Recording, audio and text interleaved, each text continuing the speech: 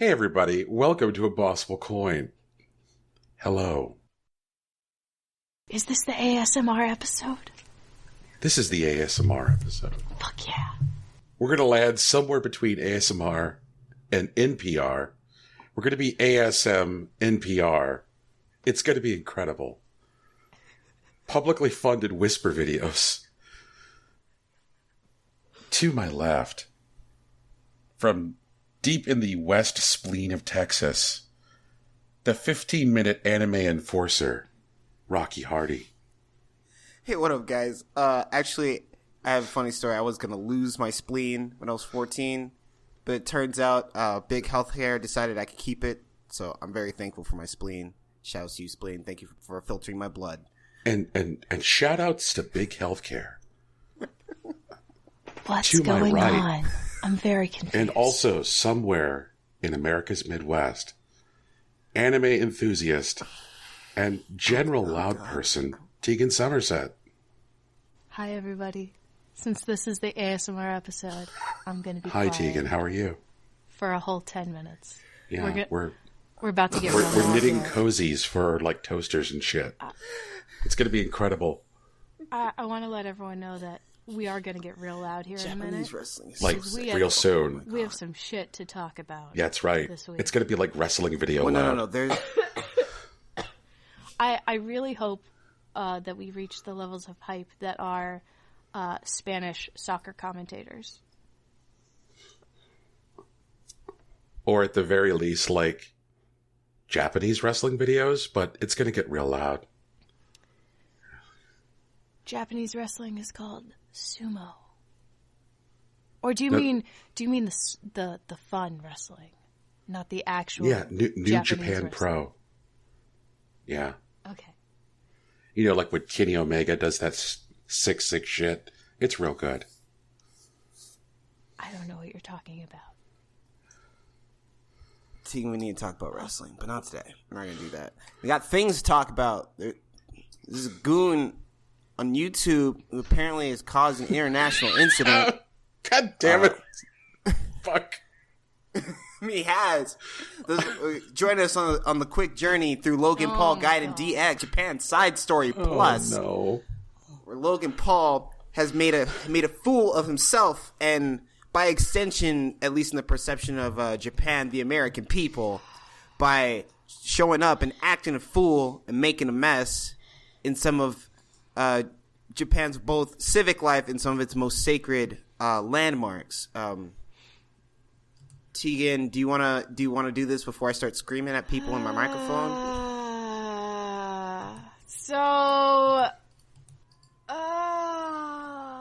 This kills me. So Logan Paul's a guy who came over to YouTube from Vine. Fuck that. Get that screen cap out of my show, dog. Fuck that shit. I'm out. Okay, so Brian just posted the screen cap that, like, fucking every news media outlet was using of him, like, with his eyes wide and the fucking alien hat on. Fuck that noise. Anyway, okay, so Logan Paul's a guy who came over to YouTube from Vine and came over with a bunch of his followers after Vine shut down. So immediately his channel, like, exploded. And because it suddenly got a ton of subscribers and a ton of people were watching his video when it came from nothing, it started getting featured on the trending tab a lot. And so... because that's how YouTube's algorithm was/is working. And so, like, his channel basically erupted into, like, this huge storm. And so he went to Japan and proceeded to make an absolute dick of himself all over the country. He went to a fish market one morning in Tokyo, bought an octopus leg tentacle and a fish, proceeded to carry them around in different stores, smack people with them, did a stage fight in the middle of Shinjuku, the largest street crossing in the city. They're just like, we're gonna fake fight in the middle of this road, because that's fucking normal. And then they go and they left the fish on the back of some taxi cab. Some poor dude has to wash that shit off his car now. He, like, threw his camera into the faces of private citizens while they're in taxis, which is against Japanese law, by the way. Oh my god. And then he goes to the forest at the base of Mount Fuji, which is colloquially known as the Suicide Forest because of Japanese folklore, where basically a Romeo and Juliet thing happens, like, long story short, and they both die in the forest, and so it becomes a popular place for people to commit suicide. He went into restricted areas that are marked off by tape, and he found a body, and then he fucking put it on YouTube, and he put it in the thumbnail, and he edited the shit together. He's like, this is the most real video ever. I'm so mad. He's such a shit. He's such a shit. Oh my god. Like, you don't even get that video out of here. Fuck that noise. So then he's all like, oh, I never expected to find a body. You went to a restricted area, you fuck. Those things are clearly marked. You wandered off the path. You followed somebody's string to get there. You went purposefully looking for a body for views. You fucking shithole. And then he posts a 2-minute video that's I'm sorry, I did a bad thing. But not really. He's not sorry. He's a fucking sociopathic dickbag. Oh my god, I'm so mad. Like, Jenna Marbles made a 45-minute video apologizing for putting her fucking fish in the wrong kind of tank, and he shows somebody's loved one on YouTube and exploits it for views, and then you know what it does? He goes, oh, I'm sorry, like, in a 2-minute bullshit video that you're not sorry about. You're not. And then YouTube, what do? They give him a strike. Ooh. They cancel his YouTube Red shit. Ooh. And, like, that's fucking it? Are you kidding me right now? Like, that's such bullshit. I'm sorry. I'm mad. I'm real mad. The thing about Logan Paul, at least at the moment, YouTube definitely hasn't quite done enough, I think, but they're in a complicated position of what to do. Basically, they canceled all his upcoming projects, which means any future large revenue that they were doing, they were going to do a movie with them. There was a series he was going to be a part of. He's no longer a part of. So it's similar to like the Netflix kind of deal. But the weird thing is that like in comparison to, say, Kevin Spacey, is that he still has a fan base that he hasn't quite burned with, especially since a lot of his fan base, with YouTube are of younger ages, and they're used to him like pushing the envelope and whatnot and like doing dumb shit.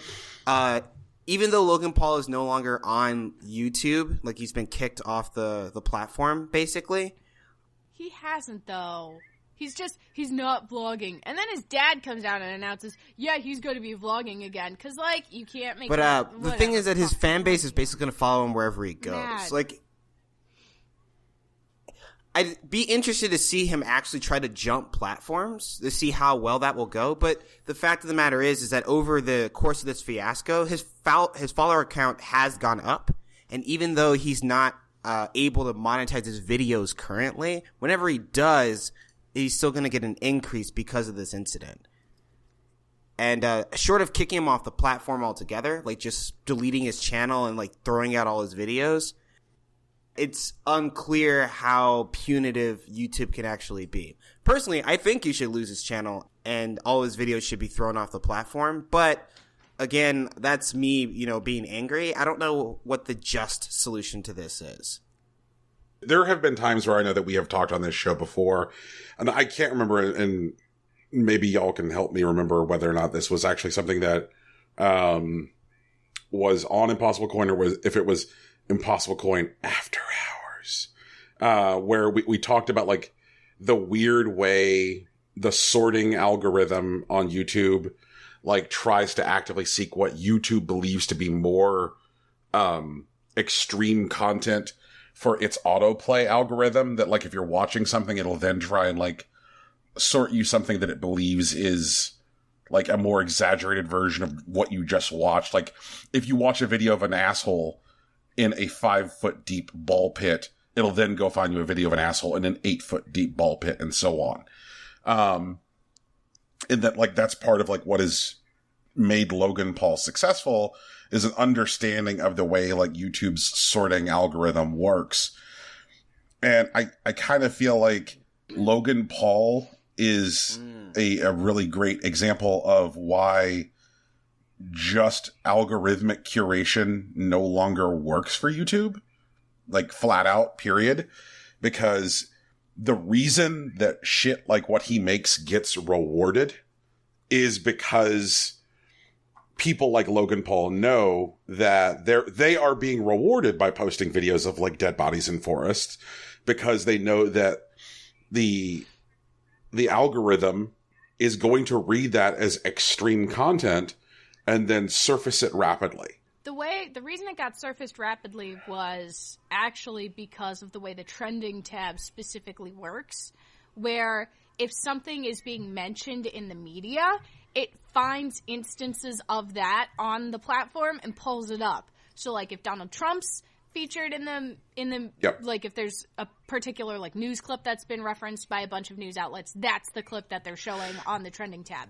And what happened was, all of these videos, all these things were like, holy fuck, this guy is doing a stupid thing.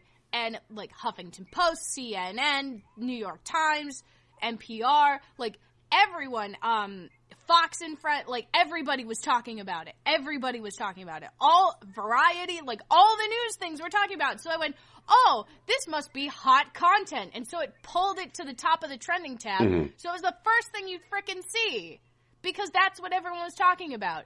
That's, like, I understand how it tries to source stuff that's important. And I can see that with the disasters that were going on and, like, that kind of thing. Like, that makes sense for that to be sourced in that way. But this, like, it took them 2 weeks, and they came back with, we hear you. We've canceled his YouTube Red deal. We've done this. We've done that. But we haven't done shit. He's not being punished. He's still got... There need to be specific, like, reprimands that are unique to this situation that set a precedent that this is not okay for this platform. Especially because the video wasn't even age restricted. Like, you fuck. You know your entire, like, fan base is 14 and under. So, of course, you're not going to age... I'm so mad. This is something I hesitate to, like, say... put in our show notes, you know, like in the description on our, you know, on our platforms or like on our social media. But just for reference, I've shared with you guys the video link for his page. And the reason I shared that, is that it kind of exemplifies like the general strategy for like how, YouTube creators now build videos, you know, with thumbnails and titles that kind of exploit the escalating mentality of YouTube's algorithm. Yeah, like clickbait shit. It's clickbait. And it's not just that it's clickbait. It's an effort to be the most clickbait of clickbait. You know, like there's a video in here called "The Death of Logan Paul," and God, the one thing I worry about this is that, like, angry. I'm sorry, PewDiePie is kind of using this as a fire break to make the world less angry at him. Yeah.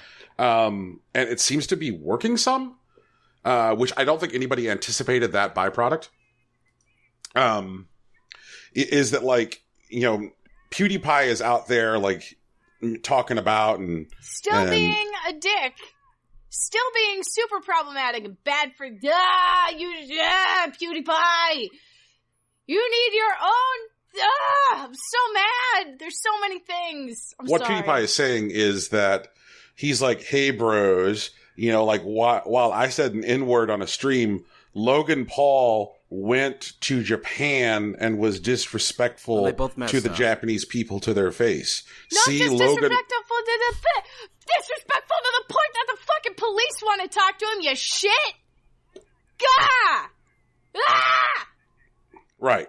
But he's being able to use this as a tool to somehow, like, I'm not diminish as his own bad as Logan Paul. Exactly. I could be so much worse. I don't give a fuck.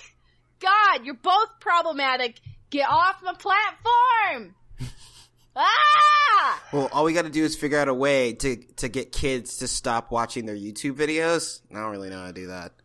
How about a 5-finger family missing head video of PewDiePie and Logan Paul? Let's not do that. Yeah. Ooh, yeah. Rocky, the world's not all garbage. Yeah, it is. No, hold on. Brian might be onto something. What do you got, Brian? the GPD Win 2 pre-orders went live on Monday. Hey. And like the final specs are out, and the thing runs in most cases about 300% faster than the Win 1. What's that time look like? The battery is over double the size. I'm sorry, you said what's that time? Mm-hmm. Oh, okay. It depends on like at how many watts you're running it. And the thing is that the BIOS allows you full control over how many watts you run it. You can run the thing as low as like 1 or 2 watts, at which point you're getting like 8-12 hours out of it. But like, let's say you run it about like 6 or 7 watts, then like with like a full AAA game, you're going to probably get about 5.5, 6 hours. Okay. Yeah. That's not bad. Yeah. The frame rate that people are getting out of the ones that have been sent out for review have been absolutely fantastic. Like 65, 70 frames per second on Overwatch. Yeah, breaking 80 frames on like Shadow of Mordor. So like it's definitely handling a lot more of like the higher end games instead of just like say like indie stuff or like JRPGs or visual novels that like the Win 1 was like handling pretty effectively.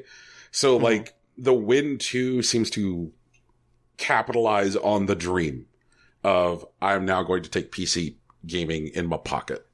So excited. Excited. I think I gotta get one. But I can't like justify it and owning the Win 1, so I've got to figure out how to unload my Win 1. Yeah. Which I guess will be tougher now because people will want to Win 2. But I don't know. There are always those people who wait for the next gen of something to come out to buy the previous gen, though. There is that. That is a thing. There is a market for that. It's true. And I'm sure that there's somebody out there who will like be like, oh, cool. So I can play X, Y, and Z on this thing. And this is like $250 to $300 sold. You know, like there are definitely people for whom the Win 1 will meet their needs. Man, the Win 2's got changeable faceplates, Tegan. So I can get a big ass, dumbass, anime ass faceplate for my Win 2. Yeah. Get that Senran Kagura faceplate. Oh yeah, you know how it go. But like there are other fun things to put in your pocket. Are there? Yeah. CES is a thing, and at CES, what's CES? What is CES? Consumer Electronics Show. Okay. It normally happens very early in January, and normally we don't care. Because usually what happens is they show fucking Bluetooth-enabled refrigerators, and fuck that. Like, I got no... Yeah, Wi-Fi-enabled washing machines. Yes. Lovely. And quality. A bunch of like... So that the hackers can hack into my washing machine and ruin all my delicates? Yep. Is that the world we're going into? That is a possibility. Nobody wants to ruin the delicates. Man. So there's usually a bunch of like bullshit, like high-end consumer tech there that like never will come out. Like here's a television that is like 8K and 165 inches, and you're like, okay, look, TV. Like who cares? You're like, fuck you. My God. But Hyperkin was there showing off some stuff, and like I'm legit mad at Hyperkin, but we're going to get into that in another episode. I'm going to try and talk to some people about getting them on for an interview so we can dig into that deeper. But this particular thing I'm not mad at because it is FPGA based, meaning it is it's hardware based and it's not software emulation. Okay. And so what it is a small brushed aluminum fucking Game Boy with a rechargeable lithium ion battery and a backlit screen and stereo. It's actually front lit. It's front lit? It's front lit, yeah. You know what? I mean, I might live. But it also has the stereo speakers. And like previously, yeah, that's also kind of important with a Game Boy, because previously you had to like rock headphones if you wanted the stereo audio, or you just had to deal with like the mono speaker on the original Game Boy. So I'm excited. Wait, but they're not emulating it, so they're using like the actual like Game Boy, I guess, software. So what they had to do is build the original hardware using an FPGA. Yeah. FPGA. Does everybody here know what FPGA is? No. Okay. Assume I don't know anything. All right. So a lot of times when you have, like, say, deprecated technology, which is no longer manufactured, you might have a need to replace it in the future. Usually applications like that are like industrial or medical or military, where you're like, oh, this thing that we need to replace is 30 years old, but that thing is no longer manufactured.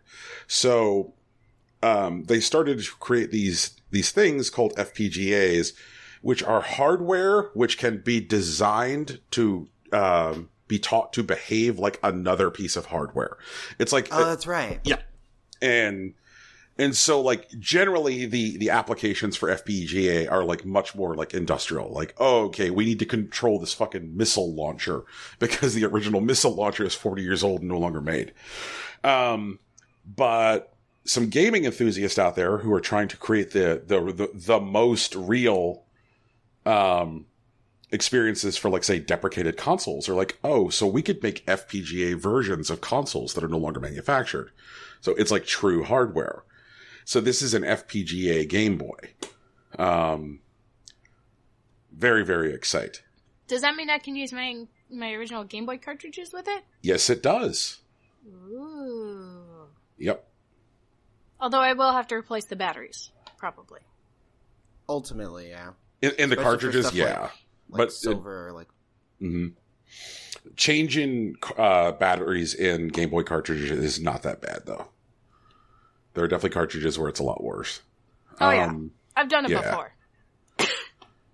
And there is a Zelda game in my Zelda history, which is like definitely a major gap.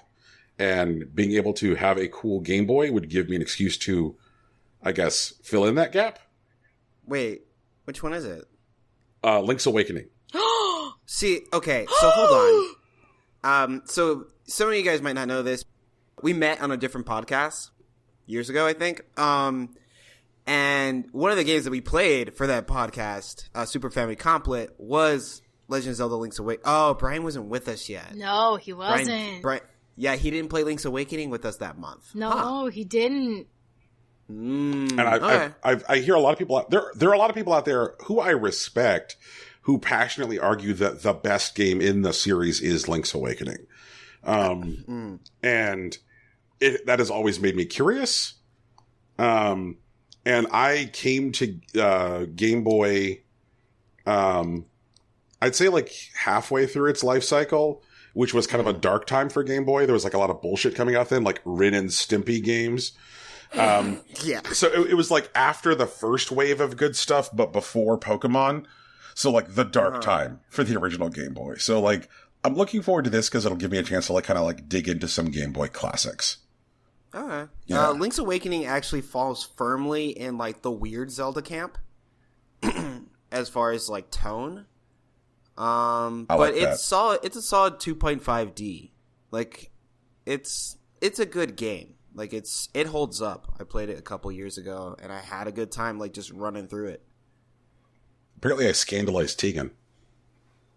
Oh, because you haven't played it yet. Yeah. That's the thing. Yeah, Go catch up. Link's Awakening was my first Zelda game on my lime green Game Boy Color. We specifically bought it for the 12-hour road trip up to Boston. Oh. Yeah. I played a lot of Link's Awakening. Yeah. That was my first, I think that was my first, like, proper episode also. On Super Family Complet. And, like 90% of my audio where I was explaining, like, the Zelda timeline and all of that stuff got totally lost. So it was Joe and I think maybe you, like, just talking back and forth as though I had given you the information without me giving you the information. Oh, yeah. Actually, no. Yeah, I do remember you losing that audio. Yeah. But that's when we had, like, what, 6 people on? That was a whole other thing. Yeah. Okay, so Tegan, we are running out of time in our early segment, so I will give you a maximum of 10 minutes to talk about the Crunchyroll Anime Awards. I was promised 15 minutes to rant about the Crunchyroll Anime Awards. Crunchyroll's doing the Anime Awards again, but they're not announcing who is up for the Anime Awards until the 22nd of January, which is when voting starts, which is bullshit, because how am I supposed to cast an informed vote if I don't know who the nominees are, you fucks? My guess anime is nominated. It doesn't matter. Guess who's gonna win? Yuri on Ice is gonna win! I don't know how Yuri on Ice is gonna win considering it came out the year before, in 2016, so it doesn't qualify for the 2017 Anime Awards, but it's gonna win because that's what happened in the 2017 the Anime Awards. Yuri on Ice won fucking everything in a landslide because that was the only anime that anybody had gotten a chance to watch because it was the hottest anime of that winter season. And so many people got snubbed. So many things got snubbed. And Crunchyroll What got snubbed, Tegan? Everything got snubbed. Nico got snubbed. My Nico got snubbed for Best Girl, and she was Best Girl. But, I understand Rem was really popular, and, I'm sure she's a good girl. But I didn't have time to watch ReZero, and I didn't know her. It's not fair that I'm expected to cast all these ballots for anime that I don't know because I don't have time to watch it. And if Crunchyroll had just released the nominees when they announced they were doing the Anime Awards again, I would have been caught up by now. I'm so upset. Anyway, if Boku no Hero Academia doesn't win, for Best Boy or best fight shonen scene, or best shonen or something, best opening. It needs something because it's so good. But at the same time, I'd like to be able to cast an informed vote for some of the other things that I may not know of because I haven't had a chance to watch the anime. Crunchyroll, please. Next time when you're we're gonna do the Anime Awards again, announce the nominees when you're announcing that you're doing the Anime Awards so we can all catch up on all the shows and all the characters that we don't know that are qualifying for the Anime Awards. Please help us help you make a really good Anime Awards. Okay. It would just take another sentence, and also you'd have a bunch of traffic because everyone's trying to catch up on the Anime Awards shit. Yeah. It's not that hard to do. Yeah. Come on, Crunchyroll. Just work smart, not hard. If we didn't lose them during the Logan Paul segment, we have lost all of the ASMR people now. I'm sorry. Yeah, I'm sorry. Sorry for your ears, guys. I'd like to formally apologize to everyone for being so loud during our special ASMR edition. I'm trying really hard. I'm just really opinionated about these things because I love Japan and I love anime. Thank you. She has a lot of feelings. I just have a lot of feelings. She doesn't even go here. He doesn't know that. Have you not seen Mean Girls? Yeah, do you not go to the school? Are you not a part of the show? Wait, Tegan is part of the show. You do go here. I do go here. Okay. Sorry, I'm excitable. So, let's spend a little bit of time. Sorry, Tegan's excitable and Brian doesn't know Mean Girls. No, Brian, have you not seen Mean Girls? I've seen fucking Mean Girls. Then why didn't you act? Why didn't you act? She doesn't even go here. How are we gonna get our award? How are we gonna be part of the podcast awards? Oh, man. Are there podcast awards?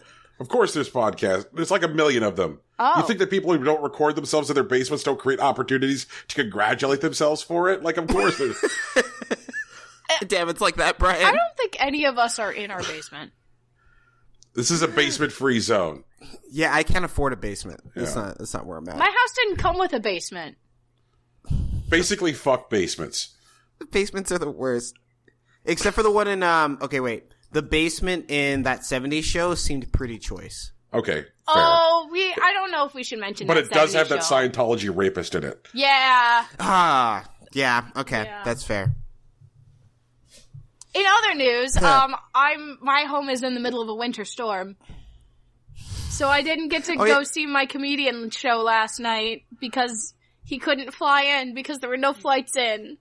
Oh, was Logan Paul coming to town? No! Oh, no. John Mulaney. Oh, yeah, that's right. John Mulaney. Oh, wait, is John Mulaney funny? Yeah! I think funny. he's funny. She posted a video that one time with the kids in the basement. There was a basement in that story. Oh. Yeah. Yeah, there was a basement in that story. Yep. Yeah, I made you guys watch that one. thing, and you're like, what does this have to do with Heathers? I'm like, nothing, it's just an animatic. An animatic? Okay, never mind. That's what they're called. They're called animatics. Oh, for fuck's sake. Okay, so, guys, let's just talk a little bit about the games we've been playing. Tegan, you want to go first? I am grinding my way through Harvest Moon Trio of Towns. I'm almost done with Winter, which is very exciting. I've accidentally romanced all the boys. All the boys. The Harvest Goddess, Desi, she's Harvest Goddess in training, sorry, she's like tiny. She just came to me this morning to tell me about how to properly confess my love. So that's a thing. And I've accidentally romanced, Ludus, Wayne, Ford, Hinata, and Yuki something. I don't know. He's like the one who's sick. And so he's come to live in the town. But yeah. Okay. I have so many animals, and I finally got a dog, and my dog can only herd 3 animals at a time, and I have 7, and it takes it takes me so long to get going in the morning now, because, like, I have all these crops I gotta water, and I have all these animals I gotta take care of, and I just need my dog to be able to herd more animals, and I don't know if I need to buy a cat also to herd the chickens, or if the dog will just herd the chickens on his own. And I can't decide if I want to buy a bull or if I should get a sheep. Fuck that lazy dog. He's learning. Hey. He's herding 3 animals at a time now, which gets all of my cows out and about, which is good. How many animals can you herd without animal help, Brian? Look, like at least 1. At least. The dog can do 3. Like, At man. the same time, he just walks into the barn and goes, bark! And all the cows immediately turn around and walk out the door. Like, that's it. He just goes, bark! And they just walk out. They get it. They're just like, yes, sir, right away. He's a Jack Russell Terrier. He's a Jack Russell Terrier who I named Jack because I didn't know what to do. Because I didn't know what to do. They're like, name your dog. And I was like, I did not think this through because I wanted a poodle. Oh, Jesus. Oh, that's great. It's a problem. Oh, and speaking in other outside dog news that is not Harvest Moon related, my mom is getting another dog. So I'm gonna have double dog duty because I walk her dog on weekdays while she's at work. Oh, man. Yeah. Okay. So I'm gonna have another dog. I don't know when. I don't know what kind. I know it'll be small, though, which will be nice. I mean, not like tiny small, but like medium-sized small. Also, what else? Oh, we're playing Assassin's Creed Origins. We have just met Cleopatra. She is a badass. I like her. A lot of badass ladies in this game. A lot of badass ladies in this game. I really love Aya, though. She's cool. Like, dang. She's real cool. She's real angry, though. Like, I mean, I guess if my son was murdered, I would also be angry. But, like... Yeah.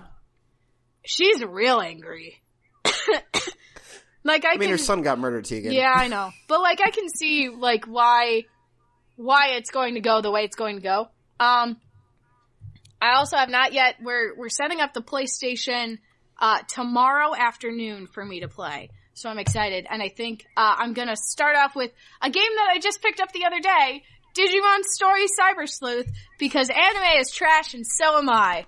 Oh man. Okay, I'm so excited. Yeah, I'm excited. Well, the next Digimon Story Cyber Sleuth, the next one, Apply Monsters? I don't know. That's coming out in like, a couple days. And I pre-ordered that too.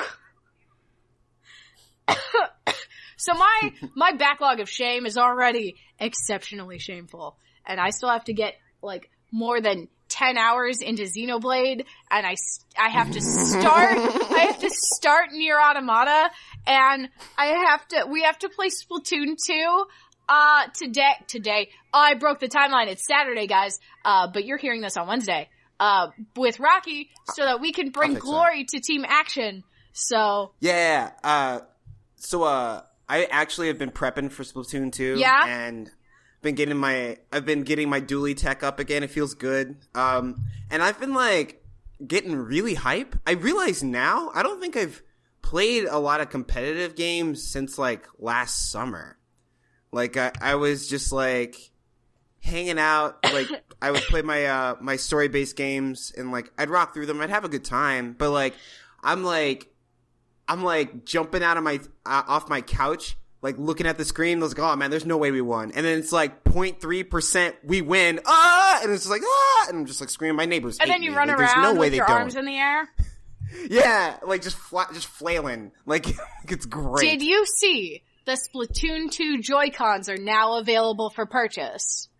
Yes. Like they're already out in the wild. Man, and they the lemon ones are like discounted, I think. Yeah, the arms ones. Yeah. And so I've been playing that. I've been getting hype. I've been splatting the goons and like covering stuff. I've been experimenting with some of the ones that I didn't like originally. Like I didn't like the Dapple Doolies, but it was because I was really comfortable with I forget what they're called. But the long range dualies, like the orange ones. Oh yeah. And like the range difference is just super stark. Like I couldn't deal with it. But like the Dapple Doolies, like I realize now, like what they lack in range, they make up for in mobility because your swim speed is ridiculous with the Dapple Doolies. And using like I forget what they're called, but like the radar things that you can like super jump to. Yeah. And so so I've been like messing with that strat where like I'll set up like not choke points but like points where you can reset if someone dies. And so like about a minute into the match I'll have like 4 of those down like around like the halfway mark so like people can always re-engage. And that's so important. That can totally make or break a match too. Yeah, I had like a 6-game win streak like when I was running with those. So like I have like those and I have the long range ones with the tandem missiles still, and I have my inkjet set that I normally use. So now I'm confident in like 3 like dually strats that I can run like during the Splatfest. And like so action is gonna kick the shit out of comedy. Like I mean I love both of them honestly. Like rom-coms is like my guilty not guilty pleasure. My guilty not guilty pleasure.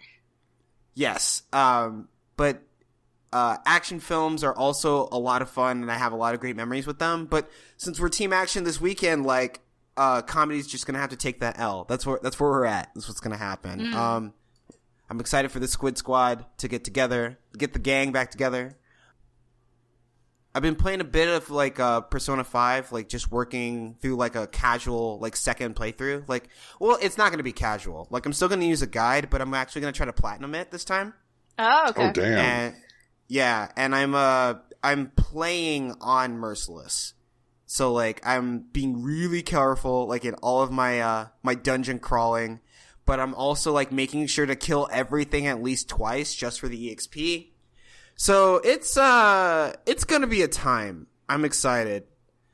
I might have to cheese like for some of the achievements cuz I know one of the achievements is deal 999 damage with like a single attack. So I might just take like an over-leveled like pro tag and just smack the shit out of something weak just so I can get that number just for the trophy. But outside of that, I'm going to try to stick to Merciless this time. Wild. Yeah. But yeah, that's what I've been doing. It's my gaming this month. Brian, what do you got? I finished Gorogoa. Okay. Yeah. How was that? How did you feel? Super good. Very, very strong recommend. I don't want to say too much about it because there's a lot about it which is like very, like revelatory and a lot of stuff which needs to be experienced yourself. But like, I'll reiterate what I said about it before, which is that like I have never played a puzzle game like this before. Like I've never experienced puzzles like this before. It's absolutely gorgeous. You know, like the guy spent like 6 years on this game, and for a game which is hand drawn, that completely shows. Mm-hmm. And like the ending was like very satisfying. Very, very cool. Like I feel like it's one of the coolest fucking things that you can do on your Switch right now. I have the feeling about like Gorogoa, like, because I remember I was talking like to Sega specifically last week. Also, I regret not mentioning that Sega should just make the next Jet Set Radio Future, which I hope they announce this, or rather, I hope they have announced by now, because, you know, we're recording this in the past. But I was talking to them about like finding someone that like that has just some like weird batshit crazy ideas and like empower them to make shit. And I hope that Gorogoa is like an example of that. Cause like, I know the dude, I believe he was a programmer. Like he has that like training, but I think he leans more artist than programmer. And he just like sat down and made his game as opposed to like making the next big thing. Yeah, man, it's definitely very, very wild. Like it is one dude. It is 6 years. It is obviously a labor of love. And like it's also like it makes me want to pay more and more attention to what Annapurna Interactive is doing. Because this is their second game. First one was What Remains of Edith Finch. And yeah. And the next thing they got coming up is like very different from both of those. Donut County, which just looks like crazy pants. It has kind of like a Katamari feel to it. Okay. Where you play as a whole, and as you consume things, the whole keeps getting bigger. But unlike Katamari, eating things in certain order will allow you to solve puzzles. Like an example that they showed in the trailer for Donut County is like the hole ate a fire, which meant that there's now hot smoke coming out of the hole. So then the hole was positioned under a hot air balloon, which caused the hot air balloon to rise, which allows the hole to get lifted, creating a hill. Huh. Yeah. Why would the hole want to be a hill? Well, now it can reach stuff higher up in order to eat it. That's not how holes work. That sounds like a game that's going in my favorite segment of when Alex and I play games, which is me going, that's not how that works, and then explaining how it would actually work. That's not how that works. That's not how holes work. That's most definitely not how holes work. You can't turn a hole into a hill. At the very least, we're going to post, I'm just going to throw the trailer into the chat so that we can review it later. And I'll take a look at it. I don't know what Donut County's about, but it seems neat. Yep. So Gorogoa, neat. Also, picked up Blossom Tales. Because there had been like some really positive buzz going around, and it seems like the game kind of got lost when it came out on Steam in March. Isn't this the Zelda-like? Yep. Yeah, there it is. Yeah. And so like it came out on Steam in March, and the developer said, yep, we totally got swallowed up on Steam. And then they sold like something like 4 times their total Steam volume on the Switch in a day. Classic. Yeah. I wonder why. And maybe because there weren't 900 fucking other games coming out that day. Right. Yeah. And so it's real good, y'all.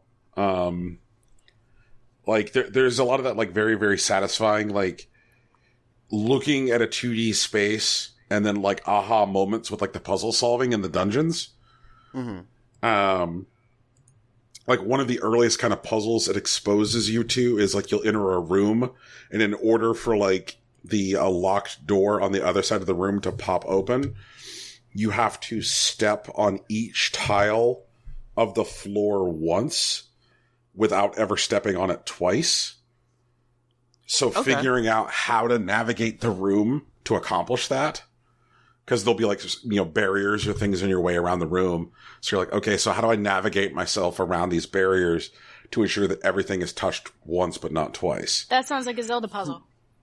Yep. Yeah. You're going to see that, really does. believe it or not, you're going to see that puzzle a lot in Link's Awakening.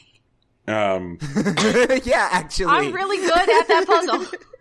Yeah, there was another one where figuring out how to get fire from one torch to another using fire arrows. You're like, oh, okay, so first I have to light that torch, then I have to light that torch, then this torch over here will be lit, meaning I can shoot my arrow through that lit torch to get the fire into that torch.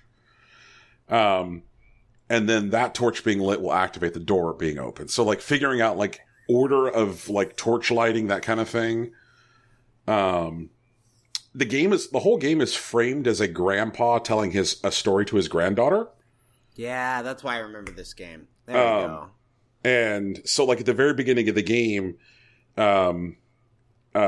she's asking her grandfather for a story, and he's like, how about the story of, like, the elf boy who was 1/3 of an incredible trinity? And she's like, no, Grandpa, you've told me that story a lot. Tell me a new story.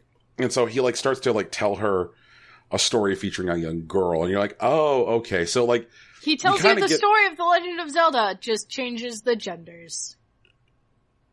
So far, it doesn't seem like that. Like, it definitely has, like, it definitely is very visually suggestive of a Zelda game. I mean, if the previous story he was telling was The Legend of Zelda, then yeah, that would make sense. Yes, so, like, it's very visually suggestive of Zelda, but, like, as far as, like, themes and, like, plot construction, it isn't.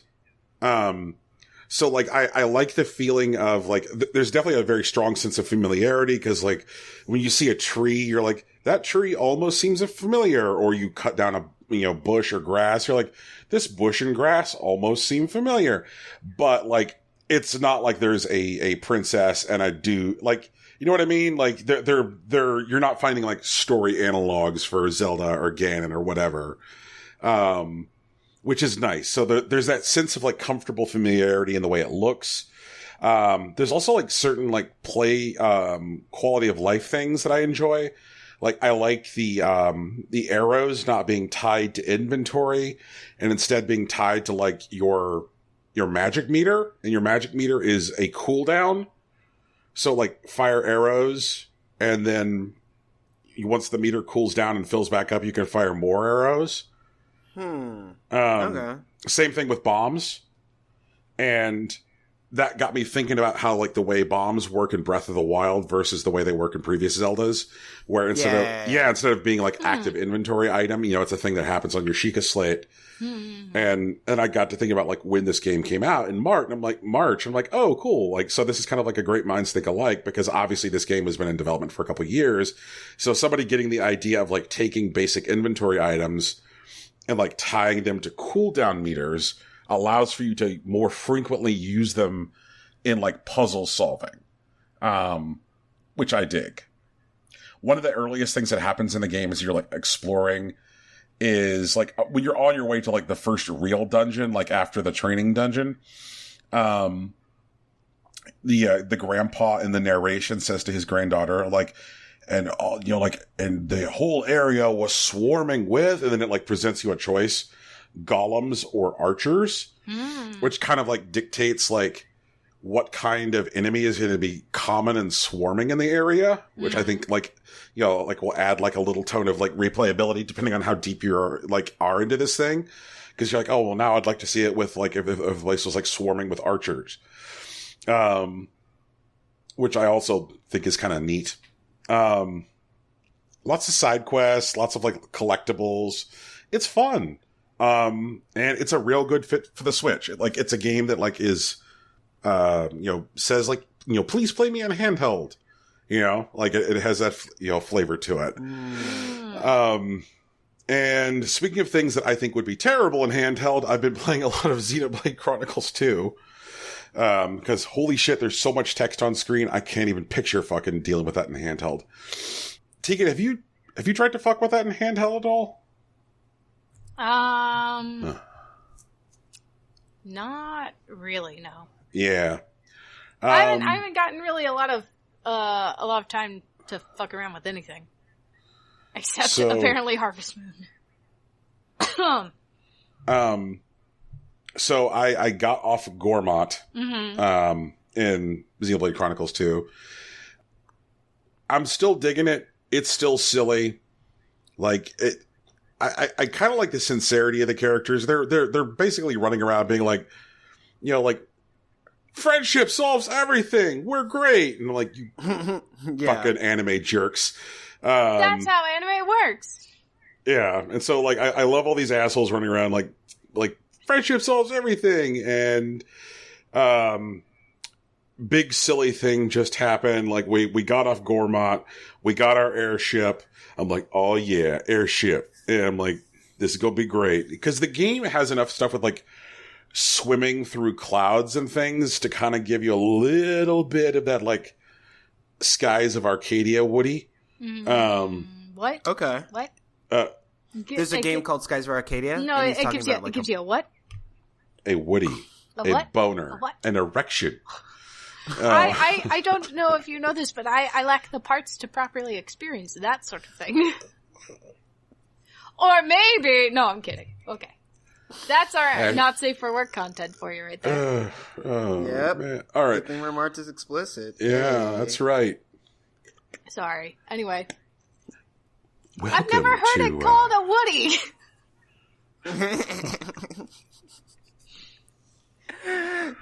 Tegan learns on this podcast. It's like when I learned how to use the word cock. Oh, no. Oh, man. No. That was a day. All right. Please so, cut yeah, this that. is a video game. Censor that word. That'd be even better. Oh, man. Do I have to learn how to censor things? No, we don't. We're explicit. I'm not doing that. So, got off Gormott in my airship, and I'm like, is there any way this game could get more anime, silly-ass anime? You know, like, now that I'm flying my airship right now. And the game was like, how about if your airship was swallowed by a giant beast whole? A giant what? A giant beast. Beast hole. Yeah. Oh. Okay. Like a mouth? Yep. So this giant flying thing was like gulp. Nice. And very Jonah so, and the like, Whale. Yeah. And so like all of my anime losers who think that like friendship is the answer, kind of were pretty nonplussed by the situation. And we're like, oh, now that we're inside of this giant thing, let's hike to the town of Uriah, which we know to be inside of this thing. and I'm like, okay, game, like you keep on winning me over. I really like when it does bullshit like that. Like, I like the fact that there's lore on the kingdom of Uriah inside of this thing. That's fucking cool. So that is what I'm currently doing in the game. I'm currently hiking toward Uriah. I like it. It's a fun game. The combat is neat. The characters are good. And, yeah. And as previously mentioned, the jugs are excessive. Yes. Yes. Okay. That seems to be... Is that everyone? Is that everyone's things? Yep. I think that's it. Yep. Okay, so how do we feel about news? Anyone interested in news? Seems like a chance to talk more about Nintendo. Yeah.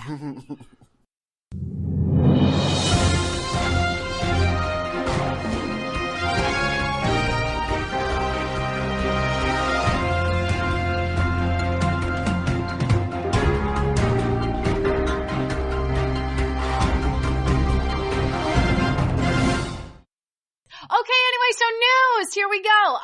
So there was a mini Nintendo Direct, and, like, they crammed a lot of stuff in, like, 14 minutes. So the first thing was, Dark Souls Remastered is coming to the Switch on May 25th. That feels like a chance for Brian to finally play Dark Souls.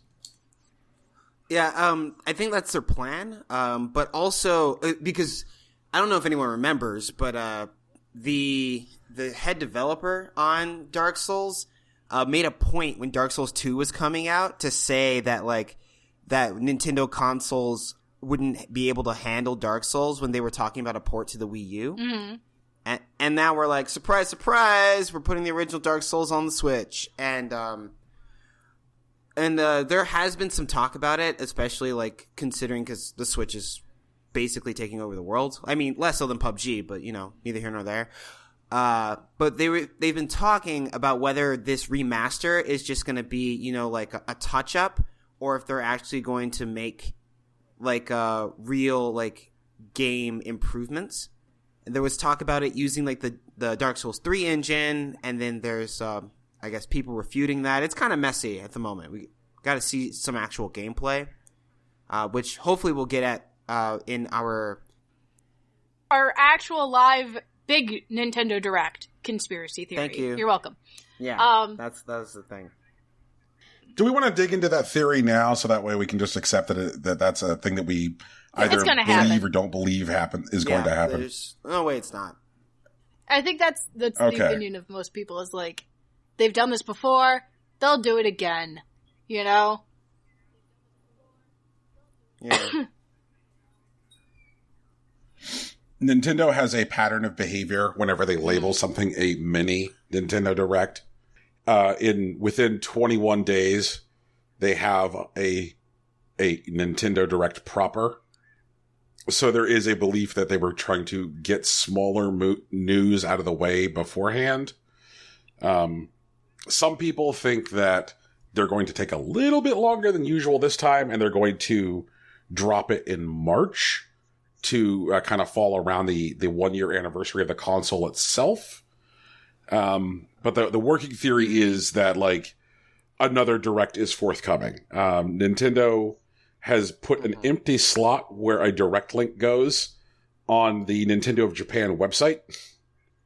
And not all those placeholder SKUs got used on Amazon. True. So, yeah. So there seems to be a thing. Plus there was a mysterious tweet from Sega. On the 16th.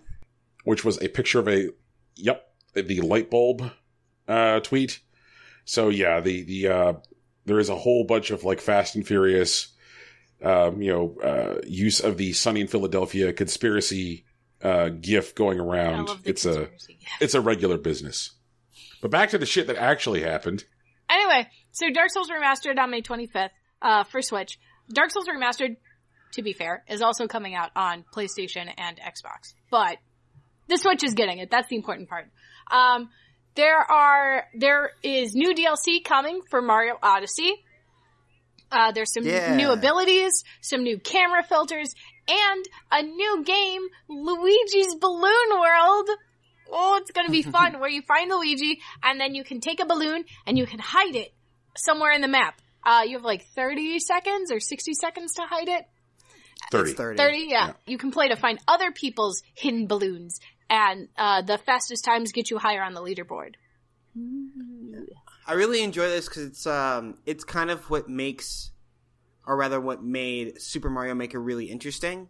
Like, not just like making levels or playing with like the level editor, but like putting them on like up for the world to see. Mm-hmm.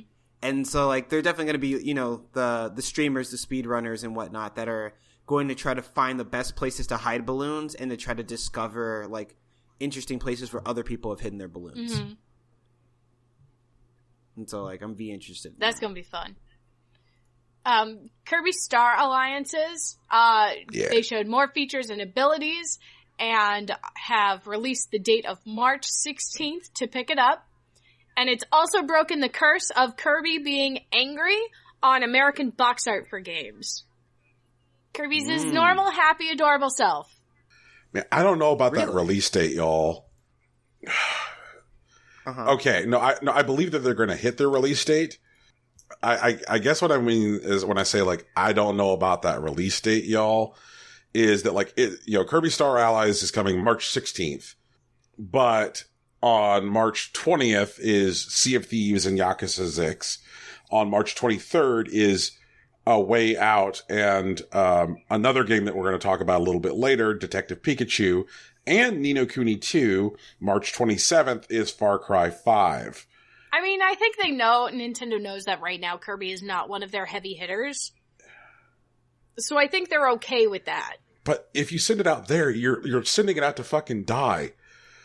Like, that is a tough 2 weeks. Yeah, it's fair. I don't know. Yeah. What do you think, Rocky? Honestly, I know that Kirby's gonna move copies, and I'm not sure how. I mean, I'm pretty sure there will be some people that will buy a Switch just to play the next Kirby game.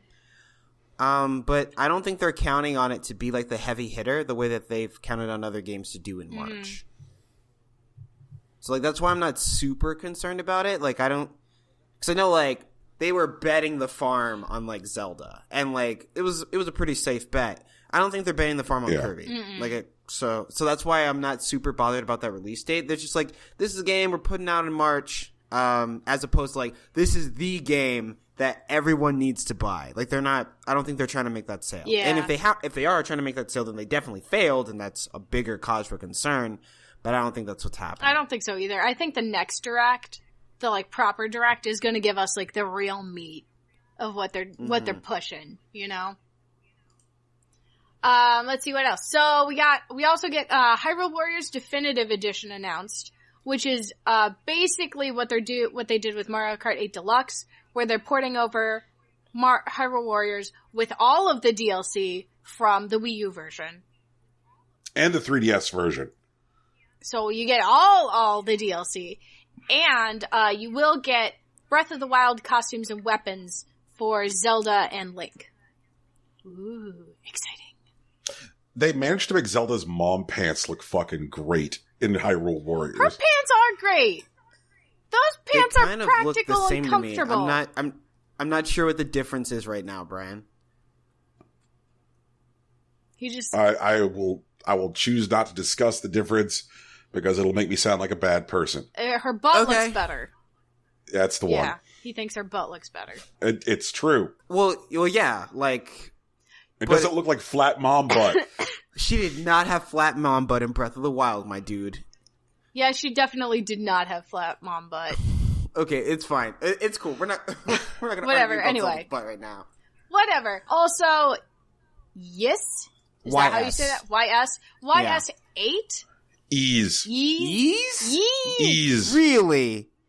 Yeah, it's ease. Okay. Yeez 8 Lacrimosa of Donna. I butchered that, I'm sure. No, that one's actually right. Lacrimosa. Oh, Donna. really? Yeah. Yeah. Was announced for Switch. I don't know what any of those words mean, so you know. Sorry. It's an RPG. I think it's. I don't think it's I think it's turn-based, but I think it's like tactical. I don't think it's action. Yeah, it looked interesting. It looked like something that would be on PlayStation. It was. Honestly. And that's what I thought. Okay. There's been a couple installments on Steam that I never actually got into. But it's like... It is an old-ass series that started on the Famicom. Sweet. Let's go. Yeah. Full circle there. Ease had... Yeah, it like Ease has been on the Famicom. It's been on the Super Nintendo. Like this series has been around for fucking ever. Like coming to the Switch is kind of coming home for Ease.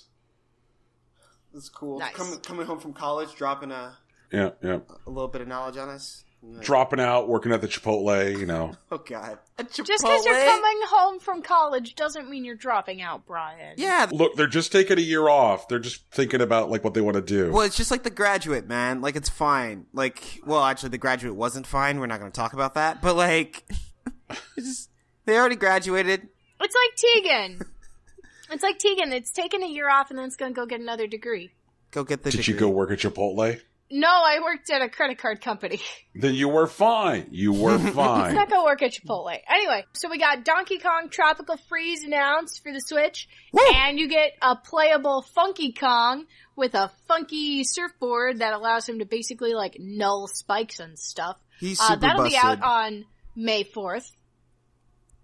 May the 4th be with you and also with you. I'm so glad that like Funky Kong is effectively easy mode and that like because like Tropical Freeze was fucking hard. Like Tropical Freeze was like fuck you tough. It's pretty tough. Yeah. And I'm like this is really clever. This is really fucking clever because so many people like are really shitty and like really exclusionary about the way they, you know, treat easy or talk about easy modes. And so, like, I think it's really neat that Nintendo has found this way of, like, packaging an easy mode where it is just a different playable character. So that way people are like, yay, I'm Funky Kong. And I'm like, all right, fucking fantastic. So now the tryhards on typing away on internet forums everywhere won't be able to as easily, like, make fun of people or target people for this. Like, so I am way on board with Funky Kong. Plus, Funky Kong is fucking great. I've been on Team Funky Kong since at least 1996. Also, Tropical Freeze is the last game to actually be ported onto a handheld console. Last Donkey Kong Country game to be ported on a handheld console. So, with Tropical Freeze, every Donkey Kong Country game has a handheld equivalent. Nice. Yeah. Super good. They're also remastering The World Ends With You, and that'll be coming out this year. It's not dated yet. Twitter, exploded after that. Yeah. I've never played this video game. Really? Yep. Yeah, World Ends With You was arguably one of the best handheld games. I believe, I can't remember what year it came out. 2013? 2012? Whatever. But, it was an exceptional game. It used all of the DS features, and none of them really felt campy. I was blowing into my DS and didn't feel like an asshole. It was great. And, you, fought on two screens where you had, a partner on the top screen that you, manipulated with, the D-pad. And then, the bottom screen character, which is, the pro tag that you, manipulate using the touchscreen and, the other things. And it was cool. It was about, Shibuya fashion, but it had interesting things to talk about, how people live their daily lives. And because one of the things you could do, because technically you're dead and you're walking around in a parallel purgatory version of Shibuya, and you could listen to other people's thoughts and even influence them a little bit just by imprinting a word, and it changed their thoughts to make them go do a certain thing to solve certain puzzles. And they had there was this huge fashion culture where you would wear different brands, and your pins had different brands as well. And depending on where you were in Shibuya, your clothes would be more effective, or your pins would be more effective. You deal more damage, you heal more health, and stuff like that. So sometimes you'd switch areas and you need to switch your loadout to get the ideal playthrough to get this certain amount of coins or whatever stuff to get. Man, it was really cool. It was a very fun game that you could kind of just go through, but if you wanted to tinker with the systems and get the better stuff, it's also really fun. It reminds me of pre-Awakening Fire Emblem in terms of experience. Not the tactical style, but the way that I interacted with it. This game is 10 years old. Yeah. And it needs a sequel, Man. but there's no real way to make the sequel. They're going to add the extra mission that they put on the iPad port onto the remaster. And I am a little concerned about the Switch itself, because one of the important things was that the game was played on two screens, where your partner was on one screen and the player was on another one. And so you interacted with them differently, but the touchscreen controls are still going to be there. And presumably the pad control of the same character is going to be there. They're just going to be physically on the same screen, which I guess makes more physical sense. I'm just wondering how that will affect the gameplay experience. So I have questions. But they're obviously working on it, which is why they haven't put a date on it yet, because they obviously have similar questions as well. There are things that they need to figure out. I'm psyched. This is a game I've heard a lot about. It has a very passionate cult following. Yes. And I think Rocky is a member of that cult. Yeah, I'm in the cult. Yeah. So I'm stoked. It feels like a gap in my gaming, knowledge and experience, and a lot like Dark Souls. And so I'm looking forward to filling that gap. What else happened, Tegan? SNK announced SNK Heroines Tag Team Frenzy for Switch, which will use lighter, less demanding inputs than whatever the heck that acronym means. It's King of Fighters 14. Yeah, that one. And they'll have customizable outfits and accessories. Okay, so I don't really know how to feel about this. It's accessible, which is cool, and KOF is definitely the elitist fighter. Ironically, the strategy I feel is a little less deep because the inputs are so hard, and because KOF historically has included two specific inputs that are really goofy, Rekka's, for example, which is the quarter turn, but you drag your control stick or your D-pad all the way back, so it's quarter turn forward, across, or quarter turn back across. And, like, doing those, like, in fights is just a lot different. It's a lot more intense than, like, doing the normal quarter circles or even, like, you know, the Shoryuken motion. And they also have, like, a loop-the-loop motion, which is, like, down left, down up, down right, right. So it's kind of like the half circle, but, like, you go up in the middle of it. It's really weird, but I'm glad that, like, they have, like, the SNK characters in that, like, with, like, a simpler input game. Like, that's fun because, like, the SNK characters are actually really interesting. I'm not sure about, like, the all heroines, like, fighter. Like, it could go really well. That, like, introduces a bunch of new people to fighters, or even shout outs to some people's favorites and lets them play together in, like, a chill kind of way. But it could also just be, like, fan service, and I'm not down for that. Well, I mean, it's, from what I understand, a sequel to a SNK fighter from the 90s, called SNK Gals Fighters. Uh-huh. And I'm sorry, it wasn't the 90s. It came out in 2000. But the thing here that kind of, like, attracted me as I started doing some more digging on this, because fortunately, like, SNK is getting out there and, like, answering questions right away. The specials in this game are not just, quote, simpler inputs. The special moves are single button inputs. So, like, you'll have a fireball button, or if you have, like, a uppercut or a flying kick, like, those are single buttons. Mm-hmm. So, like, your specials are on buttons and have cooldowns. And the life bars have, like, visual segmentation.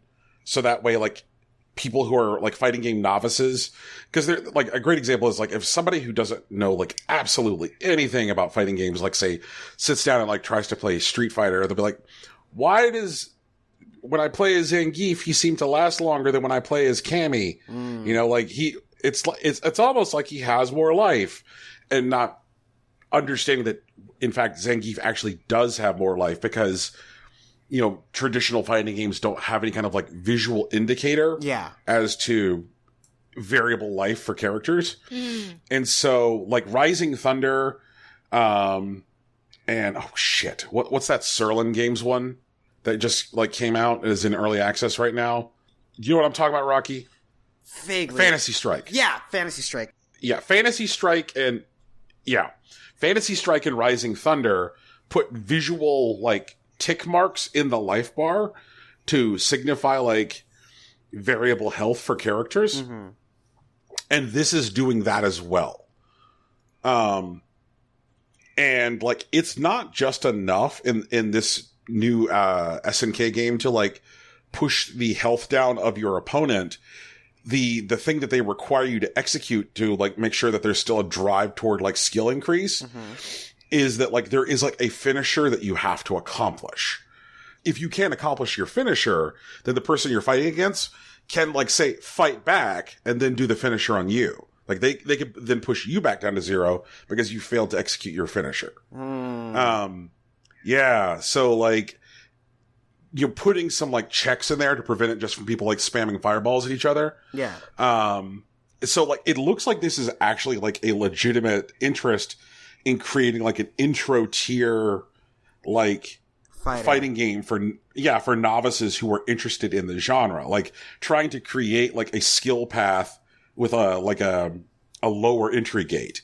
So, like, I am all the fuck over that. Plus, I love, like, the you know, SNK heroine characters. Like, SNK character design is so good. True. And so, like, I immediately pre-ordered the fucking stupid expensive, like, limited edition of this. What's it got in it? All right, I will pull it up right now.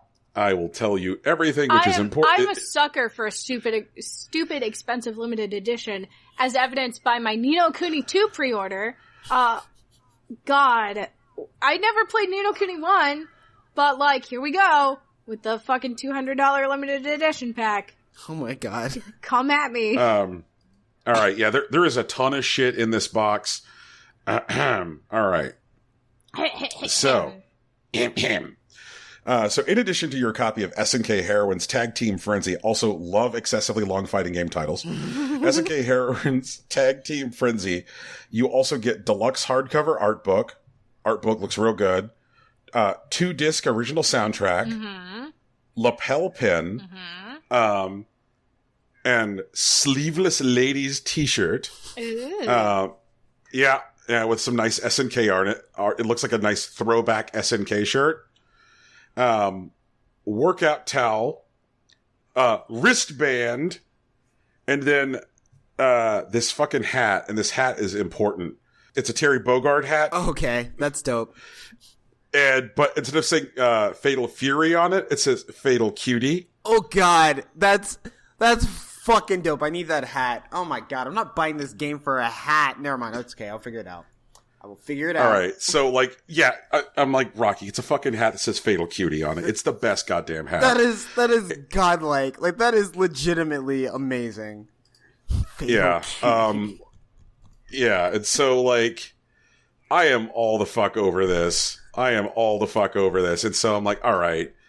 And like, and for all that like really nice swag, like I was like, okay, 120 is not that bad. That's pretty good for like a limited edition, which has this much good stuff in it. Plus the box looks dope as fuck. Oh man. Oh, I want that hat. Dang. Right, I don't Tegan? even wear hats and I want that hat. Oh Like- god, that hat looks so good. Dang. And also, like, this seems like such a fucking great thing, because I'm like, oh my god, this is a game which has got, like, fully featured online. Like, this is kind of what I feel like the fighting game genre has needed. A game with fully featured online, with casual and ranked play, which is designed to, like, bring new people into the fighting scene. Like, this is something that, like, conceivably, the three of us could play a shit ton of and have a really good time with. Like, I am so excited for this fucking game. Oh man. Like, this was one of the things in the mini direct that I was, like, on my feet cheering for. Like, this is awesome. Ooh. Who thought that Brian would be the one who's really pumped for a fighting game? Yeah, I thought that would have been Rocky, but you know, whatever. Yeah, this one isn't my fighting game, but it's okay. It's fine. Yeah. So we still have more to go through. Yeah, right? There's For little the outfits. direct. This game has got little outfits. You earn currency, and then you can buy little outfits, and then you can play dress up with your SNK cuties. I mean, a girl needs a wardrobe. Like, what can I say? Every girl has over 100 pieces of clothing, Tegan. Every girl has over 100 pieces of clothing? Yes. Perfect. You can mix and match the outfit pieces. That sounds like my jam. That's half of why I like Splatoon. Okay, what else happened, Tegan? What else did we get? Payday 2 is going to be coming out on February 27th for the Switch. There's going to be a new character hacker named Joy, who will be a timed exclusive for the Switch, and they have a light-up LED mask. Ooh. Neat. Does anybody care about this? No. No, but like it looks Yeah. cool, and the people that want it can get it on Switch, and if that means more Switch people, let's go. I'm glad about that, but I'm like, I could not care less. Right. Well, someone cares somewhere, so whatever. Celeste from Map Make Games, which are the people who made Towerfall, will come out on January 25th. Yeah, that one actually looks cool. Like it definitely looks like a real handheld game that you're just running around doing stuff. But like the spikes that are like everywhere gives me real like Cave Story Hell mode vibes, and that seems cool. Like I feel like there'll be like a real feeling of like completion when you clear it. Mm-hmm. Yeah, for sure. It looks neat. But they've also included Easy mode! accessibility. Yeah, like varying degrees of easy mode, which I think is even great. Like, you could just be like, make your character's jumps floatier. All the way up to like full on get a bubble bubble for your person. So I like that. And I like the fact that that it's not just like a slidey scale, which is just like baby mode versus even more baby mode. Like, the idea of being able to pick accessibility features, like give me a floaty jump or give me invincible, like that's cool. I like it. I like good design. Towerfall is fucking dope. If you guys have never played it, it's a great game. I bought an Ouya for that goddamn game. Lord. And then I was like kind of bummed when it came out on PS4 because I was like, I no longer feel vindicated in owning an Ouya. But at least I could now sell my Ouya. But yeah, like, so if you've never played a game from this guy, like, he is just like really, really solid. Like, his game design is absolutely tight. Towerfall is one of the best local multiplayer games of all time. So All time? All time. Towerfall's fucking incredible. All right. Okay. It stands toe to toe with Smash Brothers. Okay. Oh wait, hold on. No, Towerfall. No, that's a different game. I gotta take a look at Towerfall, but I'll come back to it. All right, Tegan, what else? What's going on? Fee, looks beautiful still, and will be coming out on February 16th, which I'm excited about. Brian wants me to mention that it's from EA Partners, but whatever. Yeah, that's right. That was one of the games that we thought was dead nearly a year ago because they hadn't said anything about it. Turns out we got a release date, guys. Like, so Yeah, we did it. I'm excited. It still looks. It looks gorgeous. It does. It looks glowy and beautiful, and I'm hyped. I'm interested in the HD Rumble features, like how it actually like shakes out.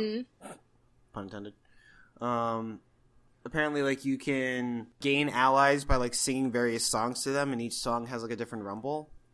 So like adding like, I guess, like a tactile dimension to like playing outside of like, you know, normal just like rumbling seems interesting.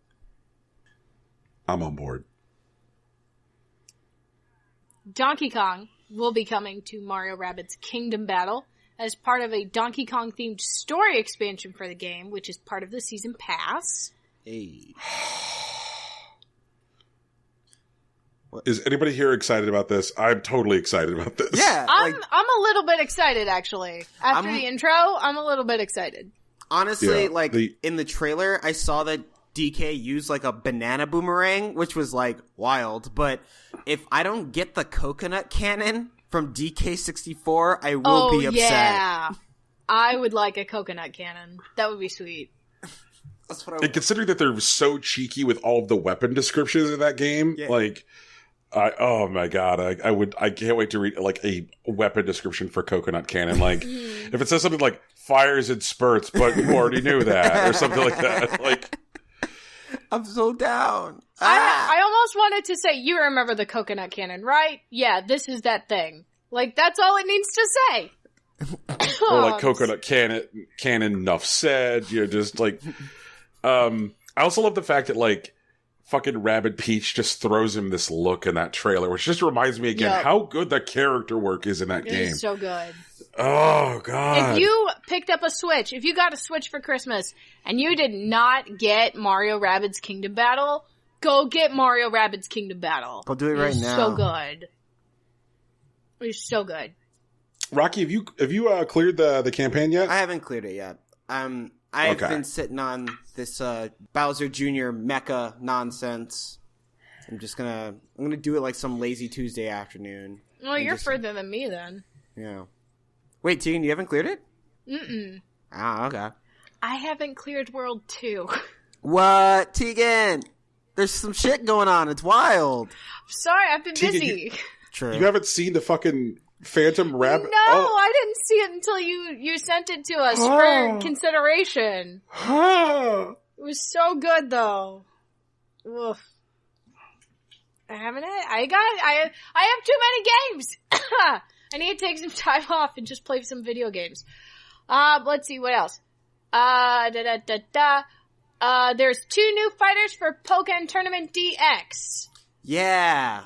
So there are 2 new characters, 2 new playable fighters that will be added to Pokken. The first is going to arrive on January 31st, which will have Aegislash, and he will have his sword and shield forms that he'll be able to flip in between. And Mega Rayquaza and Mimikyu will be added as support characters. God bless. And then the second wave of content will arrive on March 23rd, which is Blastoise as a playable fighter, and Mew and Celebi will be added as support characters. There will also be new avatar items to, further customize your avatar. Trainer. Yeah, your trainer. And it's man, it like Pokken is actually done pretty well, like as like, you know, a Tekken Light. Like it's not too dense, but the competition is still pretty good. And like since it's been released on the Switch, because one of the bigger things that was going on with it when it was released on the Wii U was that it wasn't updating in the States the same way that it was in Japan. Like they just weren't giving the DLC characters over here. Like Blaziken didn't get here until the Switch version landed.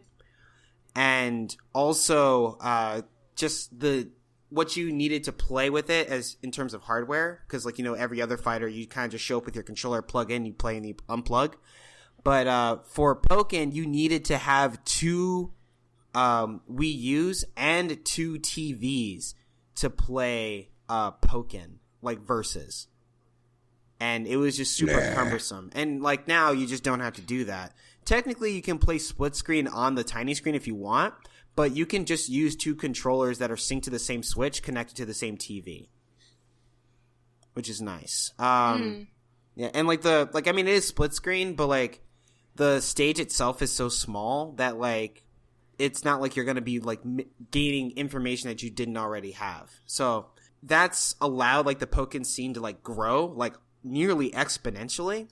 And like seeing Nintendo support it, which is like basically unheard of, Smash, but is really great. Like it's gonna be like an Evo stage game this year. Like it's there's no way it doesn't make it into the top 9, and it might get a big enough following to like come for like possible main stage like positioning. Which I don't know about that yet, but we'll see. It's definitely gonna be bigger than Blaze Blue. Rocky, as an aside, do you think that all of the lipstick on a pig shit that Capcom has been doing with Street Fighter V, you know, with the arcade edition and, you know, adding second V triggers for all the characters is enough to get the FGC like excited for Street Fighter V again? Like, is this... Obviously, they want to continue to be the absolute center of attention at Evo, and with as the incredible groundswell of popularity around Tekken 7, there's been a lot of people who've been feeling like where that was going to go was that Tekken 7 was going to be like the closing game for the coming Evo. Is this shit that Capcom doing enough to just like retain by default the crown? So the thing is, I don't think Tekken will still get like the last tourney. Like I don't think they'll actually get that, because even then, even though Tekken 7 is like still really big, like Street Fighter still has more entrants. Like so it's still the bigger tournament. Arcade Edition is a step in the right direction. Like Sakura looks really good. The nerfs that they've done with certain things, like Abigail is not stupid busted anymore, like which is nice. Some reversal options have improved, and the V-Trigger 2s have like breathe new life into a lot of characters. Like Colleen is actually going to be like playable, which is great. Laura's V-Trigger 2 looks horrifying. It should be a 3-bar V-Trigger. It's just not right now. And like, so it offers like a lot of really good options to various characters. Some characters are still bad. Like Ryu is still bad. Like he's not like middle of the road or anything like that. Like he's still bottom 5 even with his second V-Trigger. He's just not like bottom 2 anymore. I don't think we'll get that much shakeup in terms of like tournament ending. Like, I mean, we'll probably see some really dominant Lauras, but like I don't see them taking a major. But some other characters that have been just way too strong for way too long, like Ibuki, like Akuma, like Balrog, aren't going to be that crazy anymore. Like they're still going to be strong, which they should be because like they have the kit. It's just now they're not unassailable, which is nice.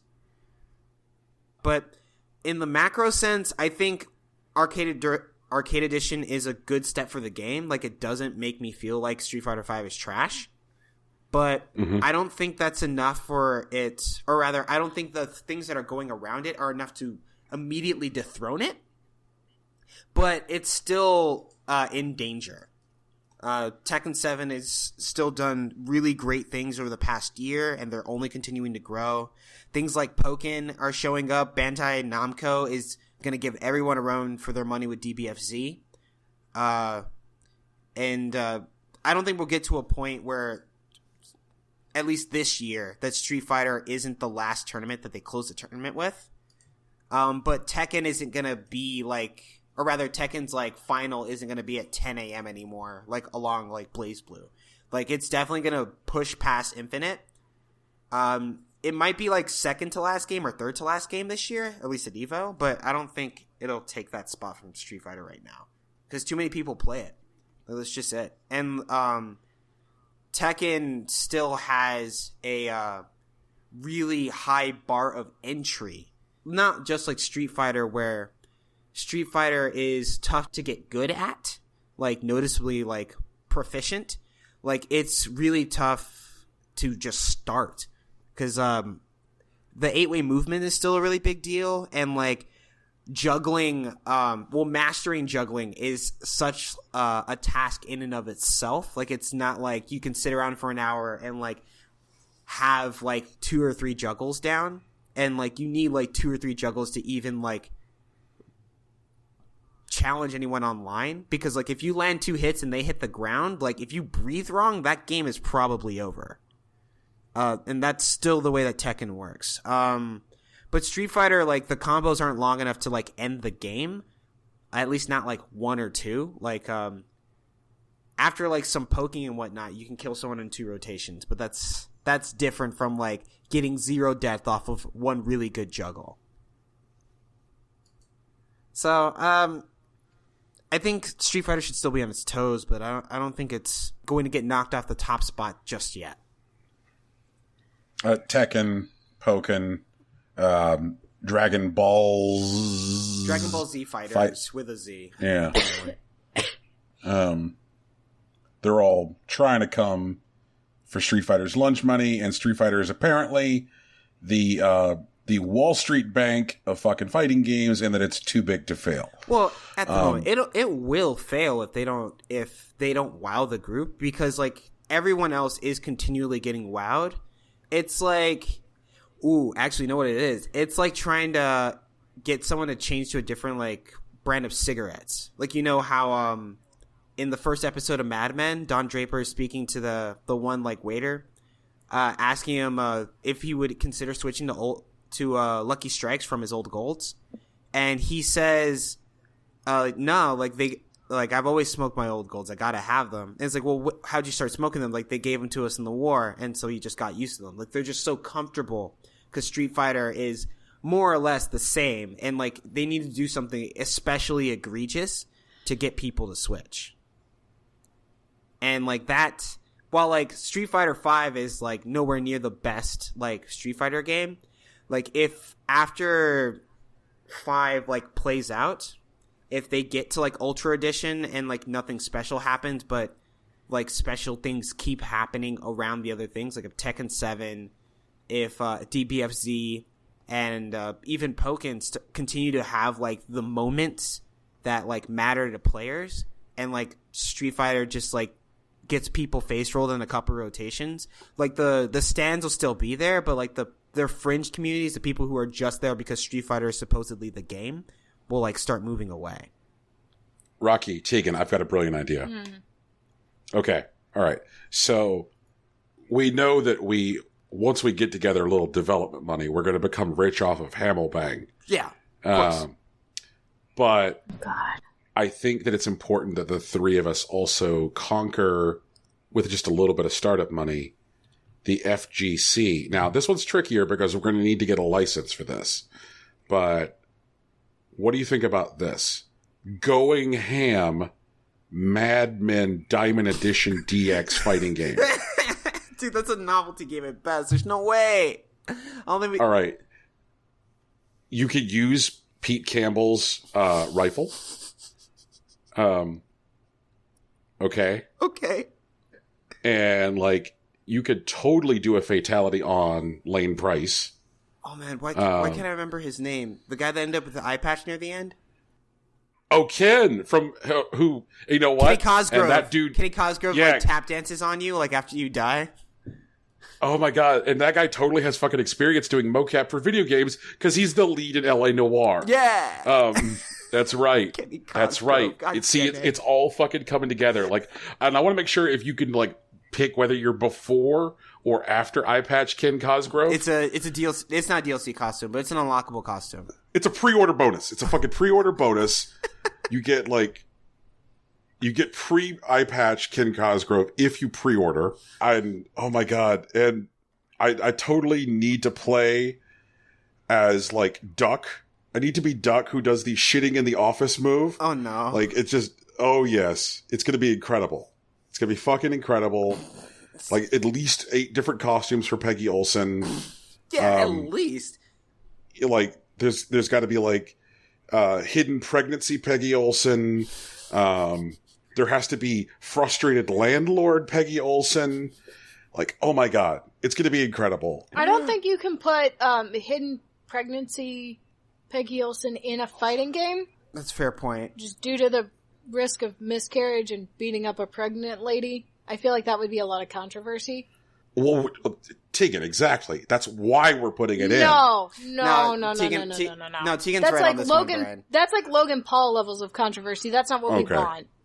Okay. We don't fair want to enough, be the fair one enough. video game beating up a pregnant lady. You know? Yeah, that's not cool. I feel like Rockstar has to beat up a pregnant lady at some point. I mean, that's just who they are as developers. I don't think that makes it better, man. You're right. I mean, and That's and the PewDiePie argument, actually. Yeah, you're not wrong. I will not pewd. Brian does not pewd.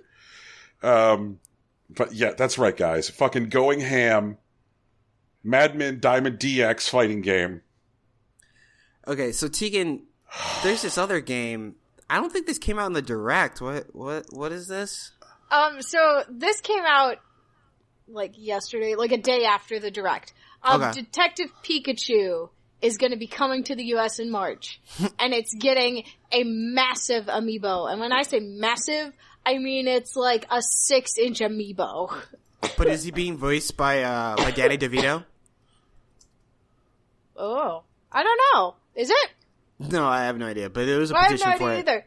That'd be cool. They wanted I don't think Detective so. Pikachu to be Danny DeVito. I know Ryan Reynolds is doing it in the live action movie, so you Oh know. fuck! Wait, no, really? Yeah, like really. Ryan Like, in the Reynolds actual- is Detective Pikachu.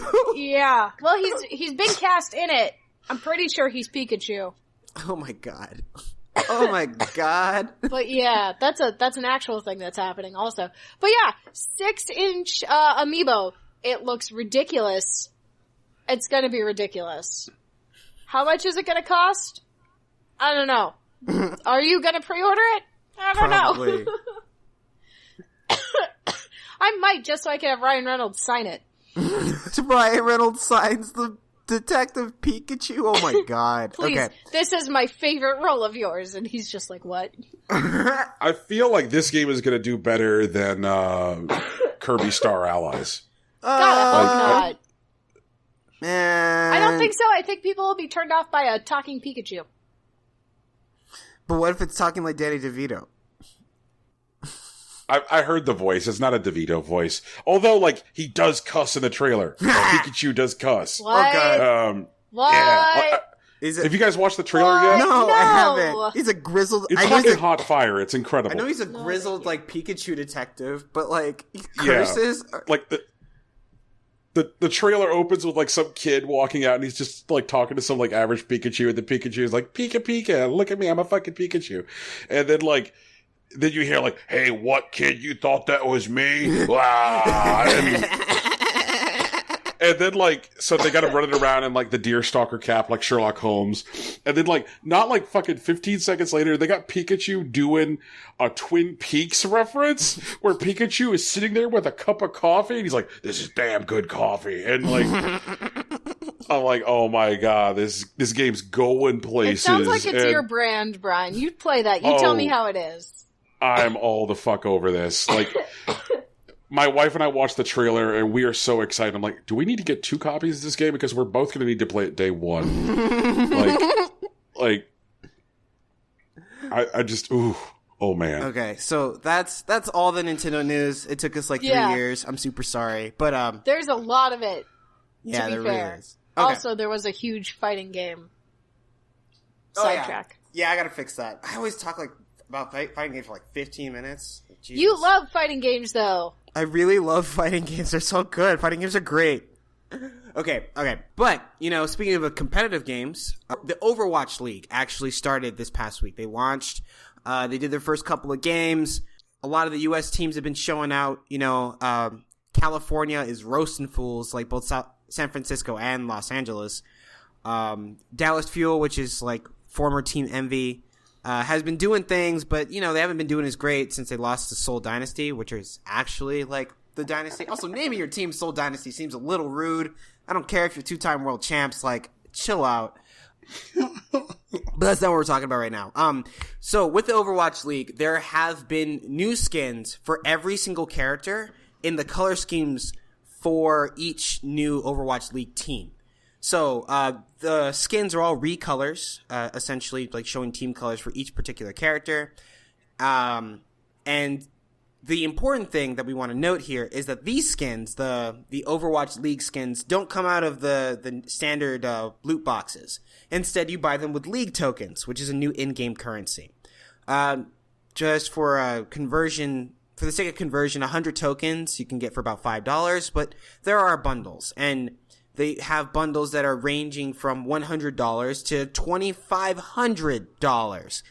And as for the newly released skins, which I think only include the home skins and not the away skins, but we'll get to that later, is priced, or rather valued, at $1,200 if you buy the most cost-effective bundle. Do I have that right, Brian? Best value. Yeah, best value is $1,200 best value for like the whole set. Gah. Yeah, so it's messy. I actually feel differently about this than like the EA loot boxes thing for a couple of reasons. Like, one is that while there are going to be people that want each like league skin for each team, for each character, I don't think that's a common occurrence. Much like, when people buy sports jerseys, like, you usually like have a team, or like you're a fan of a certain team. So I guess you could like buy your team's colors for like all of your characters that you play, or even like all of the characters, but I don't see most people, or even a significant number of people, buying every skin for every character outside of like just being a straight up completionist. Yeah, this feels more like the way Riot does their skins. Right. Where like you have total control over which skin you buy and for which character. Mm-hmm. Hey guys, you know what the difference is between League of Legends and Overwatch? What's up? League of Legends actually puts like thought into their team designs. It doesn't just recolor the characters, but gives them entirely unique skins. Okay, well that too. What? What is it, Brian? Nobody has ever paid $60 to get fucking League of Legends. That's true. League of Legends is free to play. Yeah. Okay. No, it's a fair point. Also, you have to pay a subscription to play on the servers. Well, I mean, with it, if you're playing on PC, it doesn't matter. But like, if you're playing on console, like either way, you need like a Live or a PS Plus subscription to play online, in addition to buying the game. And then buying the skins on top of that is definitely pretty gross.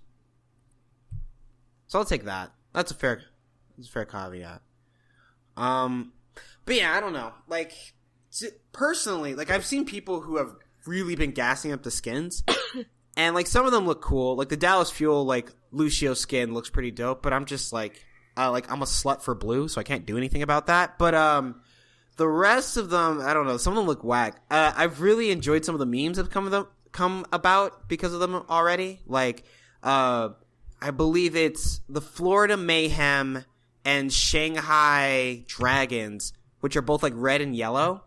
But like, it just makes all the characters look like McDonald's sponsored characters. It does. It really does. And it's super goofy. Like, we were joking about it with a couple of friends yesterday. Well, I was joking about it with a couple of friends yesterday. And we saw the Widowmaker Florida Mayhem skin, and she just looked like the Hamburglar's hot daughter. And it's just like, yo, guys, like, why did they do this? I mean, and like, another thing that they did is when you buy a skin from the league. It plays a chime, but you have to buy 3 skins to get the full melody. Ugh. Yeah. That's gross. It is. That's pretty gross. I mean, it's good, but it's like the dopamine hit, man. You want to hear the rest of it. Your brain's a completionist. I mean, I don't know, guys. I'm looking at some of these here. Florida. I'm looking at this Florida Mayhem Widowmaker skin right now, and It's all I gotta dumb. say is I'm loving it. Oh, God. Shit. But yeah, man, like, the League skins is definitely a little grimy. I don't think this is super grimy, unless you're playing on console, and in that case, rip you. But I don't know. Like, also another thing that I feel that lessens the blow of this is that the proceeds of like these sales like benefit both like the team that's like franchising, but also like the league as a whole. And like EA's thing with Battlefront didn't do that. Like, it was definitely just going to their profits, while like this is like propping up the league a bit. So like you can support your team, and like your team has more funds to do stuff. Apparently. Don't give me this video, Brian. God damn it. God. Okay, whatever. I can't watch it right now, but I'll save that for later. But yeah, that's what's going on with this story. No, there's more shit with the Overwatch League teams. Oh no, what's going on, Tegan? There are no women on any league teams. But what None about of them. what about that one Zarya player? Like, she's good, right? Yeah, Kim Se-eun. Yeah, nope. She wasn't offered a single spot. Nothing. Many of the teams cited language barriers for not signing her specifically because her first language is Korean. But even the full Korean teams, like New York Excelsior and London Spitfire, weren't interested. Other teams argued that, like, they centered around recruiting players with pro play experience as a group, so they just imported, like, the entire team. Instead of having high skill players learning to mesh. But basically the arguments against signing any female player, not just her, boiled down to the inclusion of women in the top tier of the league will be allowed when the environment is less toxic for them, and that starts with low-level play.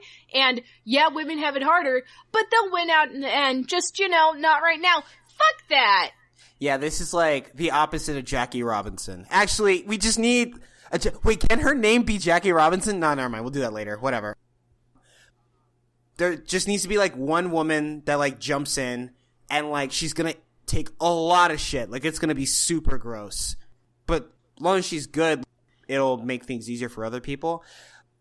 It doesn't matter whether or not she's good and she has to take a lot of shit. It's how the league itself will react to that. Like, if she starts getting shit and the league shuts those people down who are giving her shit, like, no, she's really good, you guys are just jealous and butthurt, stop it or we're banning you. Like there needs to be a no tolerance thing. And the thing is, like, nobody gives a shit about women in esports. Everybody's all like, why don't girls play esports? And then they're like, calling you a cunt all the time. Like, it's not cool.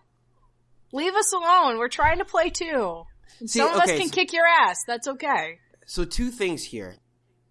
One of the things they're concerned about toxicity is because where they're trying to focus their engagement in the game is on Twitch.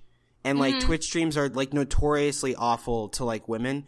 And, like, one of the specific examples that I remember is when Capcom ran a sort of pseudo-reality show in promotion of Street Fighter Cross Tekken.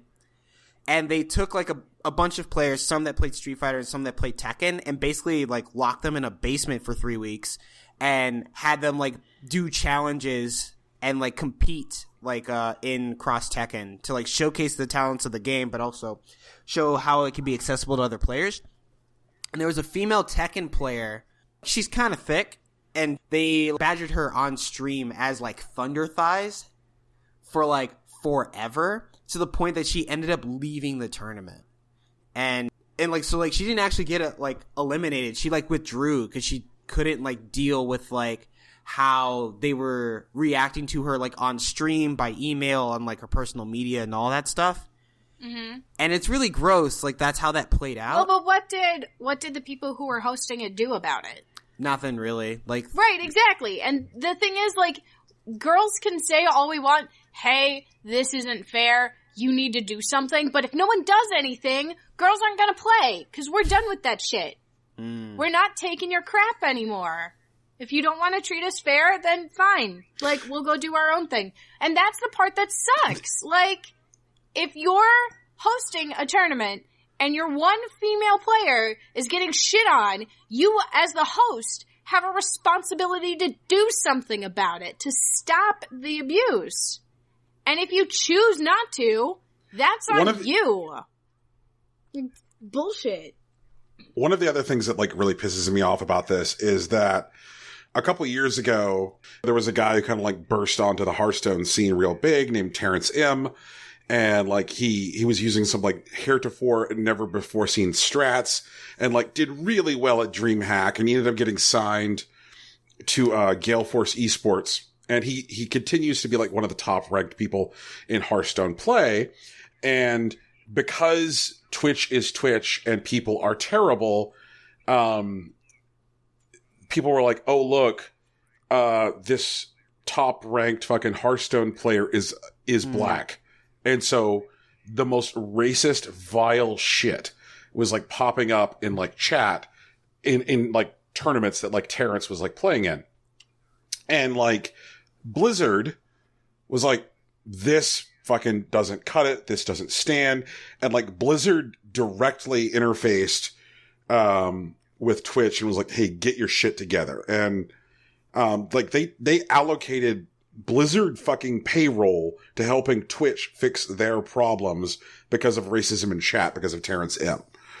And that's part of why this shit really bothers me, is because it's like, so what you're essentially saying, Blizzard, by taking those steps with one of your products previously, is that there are a hierarchy of human beings, and that this one is worth, like, allocating additional labor resources and protecting, and that this one isn't. And, like, fuck that. Like, one could call it just, like, casual corporate blindness if Blizzard hadn't previously already demonstrated a willingness to, you know, move to action around toxic environments, but they have demonstrated a willingness to move to action around toxic environments. If you think there's a problem, Blizzard, fucking work on fixing it. And don't like, let the people who are running your tournaments and who are hosting your teams be shitty. Hold everyone in your league to the same standard as you do. Like, all your leagues should be in the same standard. This is bullshit. It's such bullshit.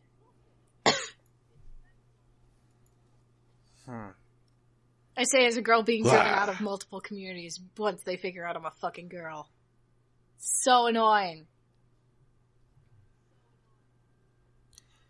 It sucks so much. Get your shit together, Blizzard. Talk to Twitch. We know you can do it. Talk to the people in your league too. Like, if they're gonna be that fussy about it, make it a rule that you have to have a female player even if she's on the bench. Make it a rule that you have to have diversity in your teams. Otherwise you can't play. Like, fuck it. I'm done. I'm so dumb. Otherwise, all these people are just going to end up going playing PUBG, because inevitably we'll all be playing PUBG. Oh, yeah? What's going on with PUBG now? So they moved 3 million copies of the Xbox One version in between December 12th and December 31st. That's ridiculous. That's ridiculous amount of sales numbers. Yeah, so that means that between PC and Xbox One, they're up to at least 28 million. It's probably more than that, since it's been a while since we've got a sales update on the PC version. But goddamn, that's 3 million copies in. So it outsold Horizon Zero Dawn to date in less than a month. That's gross. That's gross in, like, an envious way. It's a freight train, y'all. They publish their drop rates for all their loot boxes. Good. That's important. Yeah, I feel like good and bad. And the reason I say good and bad is I applaud them for publishing their drop rates, because I think that's a thing that people should do. What I do think is fucking sick and terrible is that some of the items in drop rate in boxes have drop rates of like 0.0002% chance of dropping. Like there's things that would, like, if you played like 5 matches a day for 80 years would drop once. That kind of thing. And so since both Valve and PUBG Corp get a share of the price of items which are resold on the Steam marketplace, they're essentially like helping to create the problem. Like if they create a coat or a bandana that will only drop like 1 in 5 million times, then when that thing gets resold on the marketplace for $10,000, this fake coat that you wear in a video game gets resold for $10,000. Then like both Valve and PUBG Corp get a slice of that, which means that like this one coat getting resold over and over again between people is going to like make them mad bank. And like it's going to promote people just buying loot boxes because they're hoping to get rich off of reselling PUBG items. RMT is wild, dude. And like I think this might actually be the largest RMT market that's existed. Because I don't think even WoW like had this many like copies like that were active. You know, I think they. Yeah. Oh yeah. WoW didn't even get that big. So yeah, this is Definitely. the biggest RMT market that's ever existed. And considering that like the prices will like bounce around the higher a sale actually happens, like there is a real potential to make serious money in PUBG. And so that means that there are people in fucking developing countries out there who are playing PUBG 16 hours a day because they just want to open loot boxes because they want to fucking be able to feed their kids. But like... You know it. I do, but... Okay, never mind. I'm going to leave that alone for now.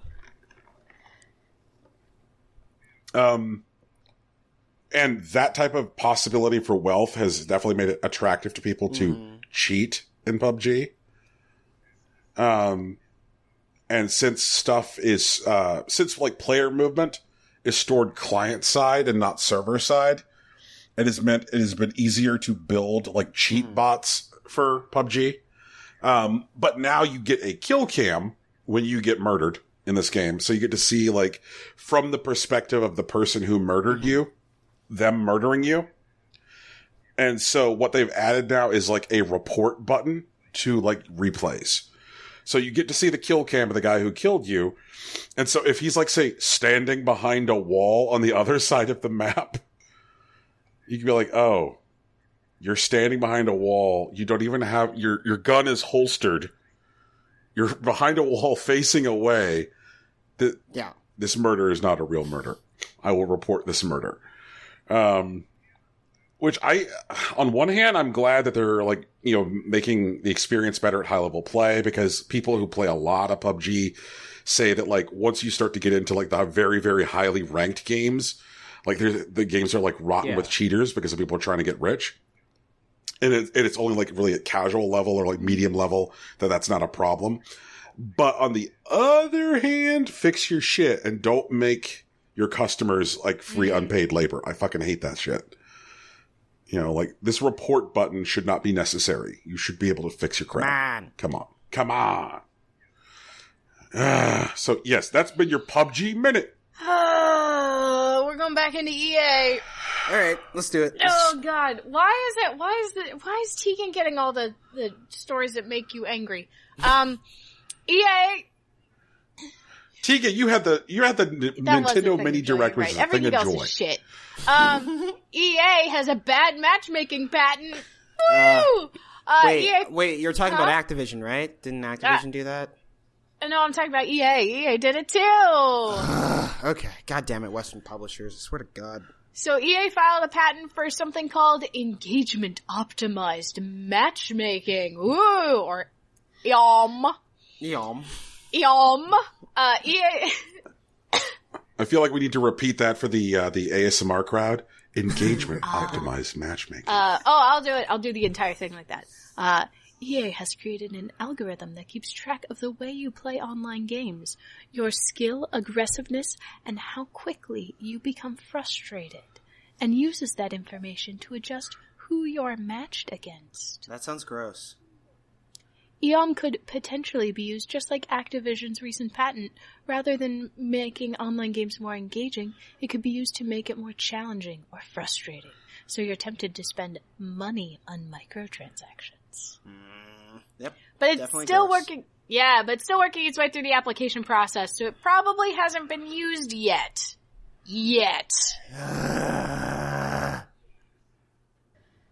That's God damn. It's fucking gross. I know. Like, it'd be different if it was some... No, actually, it probably wouldn't actually be different. Because, like, there are patents for, like, dumb shit that gets made all the time. And even dumb shit that's predatory. But, like, if they can't be delivered to, like, a large audience, then it's usually not that big of a deal. But this is the type of thing that would allow you to make money quickly, so, like, it could easily spread to a larger audience without much trouble. But giving it to EA? Like, fuck. I think one of the things that makes me feel real gross about this is, like, you know, because games now are perpetually never finished and patches get pushed to games all the time, there's nothing that would stop EA once their patent is granted. Because obviously they don't want to put it out there now, because if they put it out there now, then there's an argument for disallowing the patent. But I can see them pushing this shit to existing games once the patent is approved. Like, there's no reason for them not to do the dev work now, and then once they get the patent, just flip the switch and be like, surprise, now this happens in Madden. And Surprise, FIFA now this happens in NBA Battlefront. 2K. Like, god damn it. Yeah. People already spend so much, too, on Madden and NBA 2K, the virtual currency. Like, it's ridiculous. Now, before we get any angry letters, remember they're NBA Live. Yeah, right. NBA Sorry. 2K is 2K. NBA Live. Yeah. But yeah. Oh, man. Like, FIFA made $800 million last year. Like, they just did. Like, off of loot boxes. Not even, like, the game sales. And they sold, like, more than, like, I think it's, like, 3 million copies of that game. And then they made $800 million on loot boxes. Like, that's insane. That's not okay. Like, what the fuck is going on? I think I'm pretty much, at this point, offended by games with, like, loot box structures like this that persist in being sold for $60. Like, I am offended that they charge money for FIFA. I am offended that money is charged for Overwatch. Like, fuck you. If you want that much money out of my wallet, how dare you try and, like, charge me $60 for the privilege of paying you that much more money? Fuck you. Fuck you. All right, so I got the EA's papers. garbage, and they're trying to be more garbage somehow. They just keep trying to climb, like, deeper into the muck. I don't know how. I don't know why, but God, I hate these guns. All right, so in more bad news, fighting game website shoryuken.com, or commonly known as SRK, are to close the forums at the end of January. This brings an end to years of intense, informative, comedic, and controversial fighting game chatter. A statement from SRK's founder and EVO organizer Tom Cannon acknowledges that the fighting game community, the FGC, is now inundated with outlets for information, such as YouTube, Twitch, and Reddit, which is slowly making niche forums, which were really important in the 90s and the early 2000s, almost obsolete. Which is, fair. Like, I remember when SRK was pretty much all you could do to, like, talk about fighting games. And now, like, everybody has their own channel. They stream. And, like, people argue about patch notes on the Reddits. It's definitely a different environment. But, like, it's still kind of sad to see SRK go.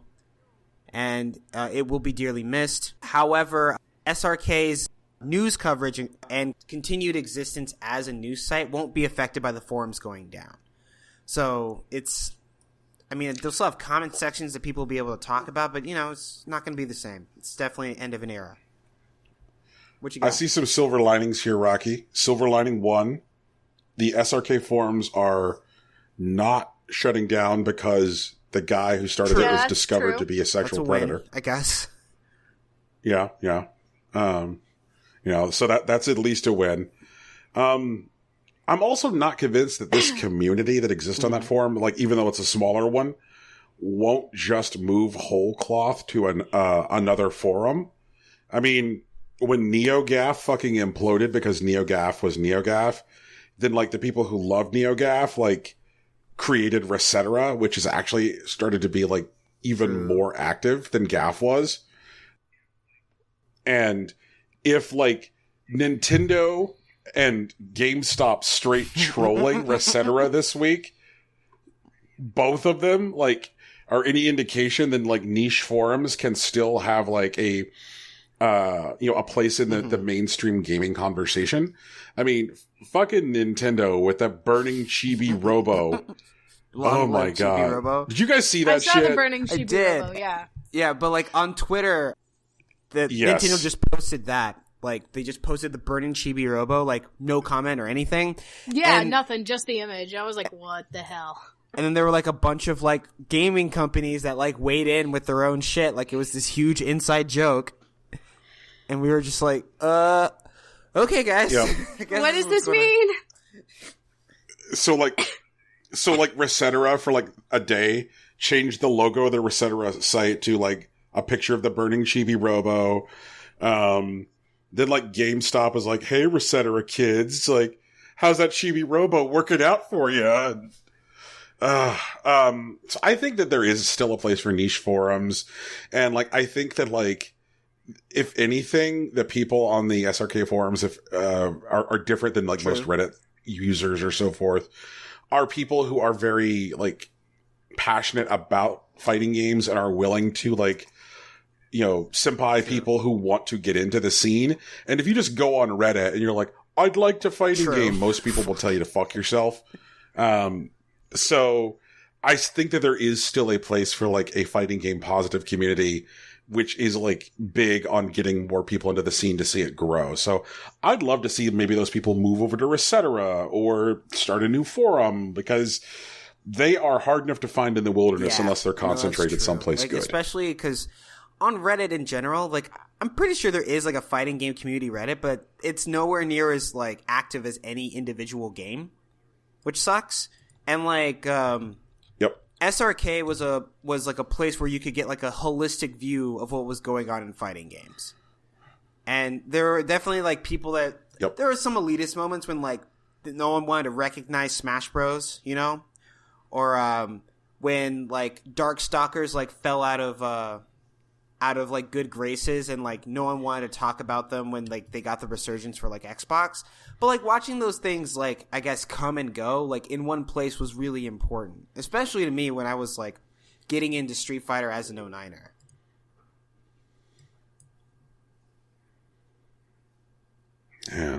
Yeah. So pour one out. It's kind of a bummer, but if NeoGAF has taught us anything, forum implosion, it could be worse. Oh my god. Okay, so now we're gonna dive into another segment. What came out on Steam today? Okay, we have a figure here. Is this right, Brian? Did you make this up? I did not make this up. So apparently, 7,672 games came out on Steam in 2017.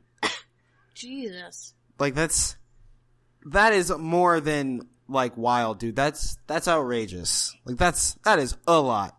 That's the definition of too many games. Too many games. And this is why fucking, like, Blossom Tales got lost on Steam in March. Yeah, that's like... It's banana pants. Hold on, I'm doing this math. 72... That's at least 600 games a month, right? Do I have that right?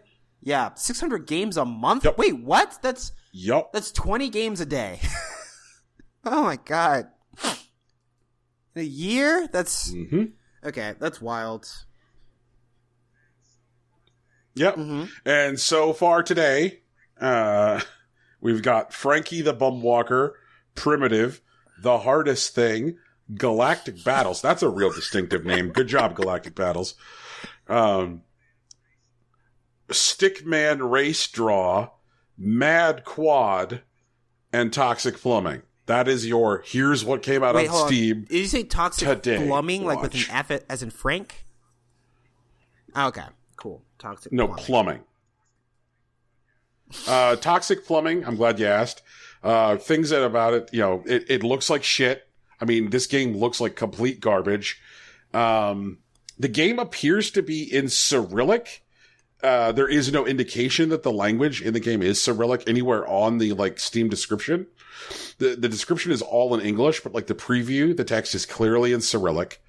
Let's see here. Game Plumbing, Toxic Threat is long-known genre of plumber, but you will be pleasantly surprised by changes that bring variety to the gameplay. The game will be interesting for everyone, from novices to pros. I want to meet these Toxic Plumbing pros.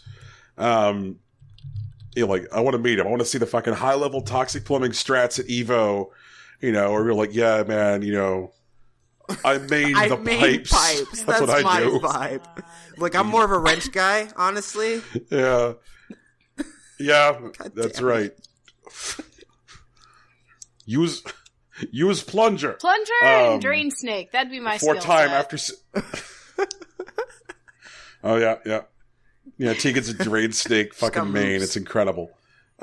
Jesus Christ, Toxic Plumbing. God. I mean, I'm half tempted to fucking link this somewhere on our social media. This game is so garbage, but again, I don't want to give these guys visibility. You shouldn't be rewarded for being trash, but at least you guys should see fucking Toxic Plumbing. If you just watch the trailer, you'll see that the text is all in fucking Russian, but there is no indication that in the description, oh, by the way, do you see the title screen there? Yep. A bunch of instructions just came up and fucking I couldn't read anything. This game does not look particularly difficult. Basically, Tegan says she's going to own the Toxic Plumbing scene. It's going to be incredible. Oh no. She's going to be a pro Toxic Plumbing player. Galactic Battles looks like a really, really bad top-down shooter. This looks like this was all shit purchased from the Unity Asset Store. It's a real good time. Stickman Race Draw is pretty much exactly what you think it is. It looks like a mobile port. Oh, all right. We gotta shame this one specifically. Mad Quad. Mad Quad is both exciting and quite difficult. Arcade, the gameplay of which focuses not only on jumping at platforms, but on skillful interaction with physics. Remember, if you cube rolls over in the flight, your game view will literally roll over too. The name of the developer of this game is Retardia Games. Nope. That's not. Yep. It where the fuck is the people? Where are the gatekeepers at Steam? When we were talking about Blizzard, get your shit together. I think a much bigger the fact that fucking hate speech regularly gets onto Steam. I feel so bad for that guy who created Pepe the Frog 20 years ago.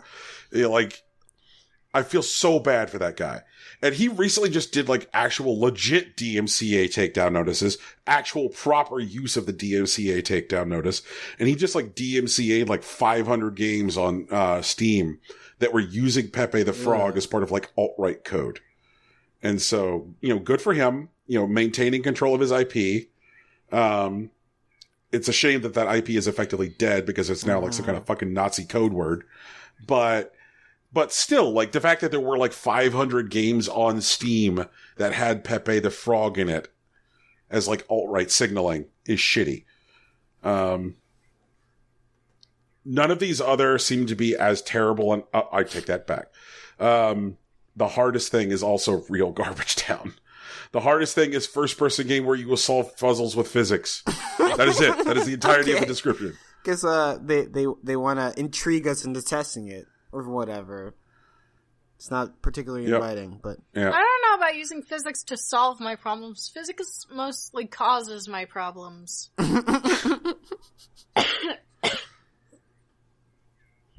All right. So that's Steam, everybody. It's part of our weekly segment where we remind you that Steam is the failboat and maybe try buying some games from other outlets on your PC. We also have a segment called the Scratching Post where our cats grade your mail. However, we haven't gotten any mail for our cats. So instead they're left, clawing at the carpet. That's no fun. Send us some mail so the cats can grade it. Yeah. You can send it through any of our social medias, Facebook, Twitter, Tumblr. If you know us in person, stick it there. Stick your comments in one of those places, because we want to. Yeah, I know, in one of the social medias. Don't stick them to our ear holes. Stick them to our eye holes. If you know them. Okay. Yeah, but guys, we'd love to receive your mail so we can grade it and talk to you about it, offer some responses. If you want to talk about Tegan's diet, if you want to yell about how I have the wrong perceptions of fighting games, or you want to talk about the dumb shit that's coming out on Steam with Brian, just hit us up. We'd love to hear from you guys. I mean, if you are going to yell at me about my diet, at least give me some viable alternatives. Yeah. Because I have once again, criticism. Not today, but last night, I did eat another half a bag of Cheetos. Tegan, I feel like I have to give the same speeches about diet that I have to give to my fucking dad to you. One of my New Year's resolutions, I put this on Twitter, was to eat one fruit or vegetable a day. Yes. That's my goal. One. Just one every day. And last night I had strawberries because I like strawberries. Okay. And tonight I think I'm gonna have tonight I'm gonna have a roast. I gotta put that in the crock pot. And there's veggies with the roast. Yeah, carrots. I put carrots in. Okay. I put them in towards the end though, so they just have to cook a little bit. So they're soft but still a little crunchy. Okay. I'm alright with that. Well, guys, as always, we'd appreciate it. You leave us reviews on iTunes, Google Play, and Stitcher. Brian's offer still stands that if we get an iTunes review, we will contact you, and Brian will send you a biscuit. Also, does it have to be a fucking biscuit? delicious. What if it's a cookie? Are also, biscuits cookies? It's going to be an Tegan, S-tier biscuit. cookies are biscuits. Are biscuits cookies? No, other way Cookies around. are biscuits. Cookies are biscuits. Cookies are biscuits. Okay, so what? So I have to think of what else is a cookie then. Yeah. I'm bringing that back. Okay. Anyways, there's music at the beginning and end of our podcast, produced by Kev and NA. His latest project, Spirit, is now available on Apple Music, Spotify, and Google Play. Keep an eye out for Monster Hunter Mondays. We will be hyping that up as the Monster Hunter World approaches. We are... Okay, you guys should be at 11 days away, if I remember correctly.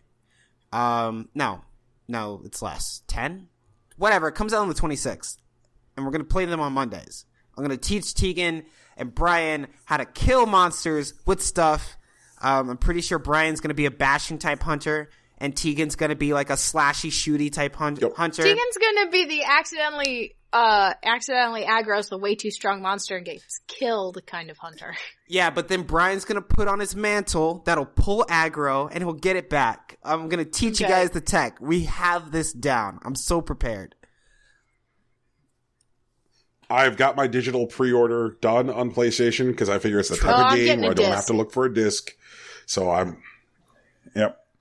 See, I feel like there's games for me where I want a disc because I want to paw at the physical thing, but I don't want to have to get up off my fucking couch to play Monster Hunter. I just want to be ready to go. So as always, guys, hit us up on the Facebooks, the Twitters, and the Tumblrs. We love to receive your mail. We'll have the cats read it, and they'll let us know what they think. Get us those reviews on iTunes. Get yourself a biscuit, which may or may not be a cookie. And I think that's us for today, right? Is that what we're doing? Yep. I think that's the case. So this has been ASM NPR, brought to you by our sponsor, Shade Grown Fava Beans, and the good people in the state of West Nebraska. I've been your host, Professor Brian Cartwright. I've been Rocky Hardy Esquire. I've been really confused. Hi, it's Tegan. Hi goes at the beginning, Tegan.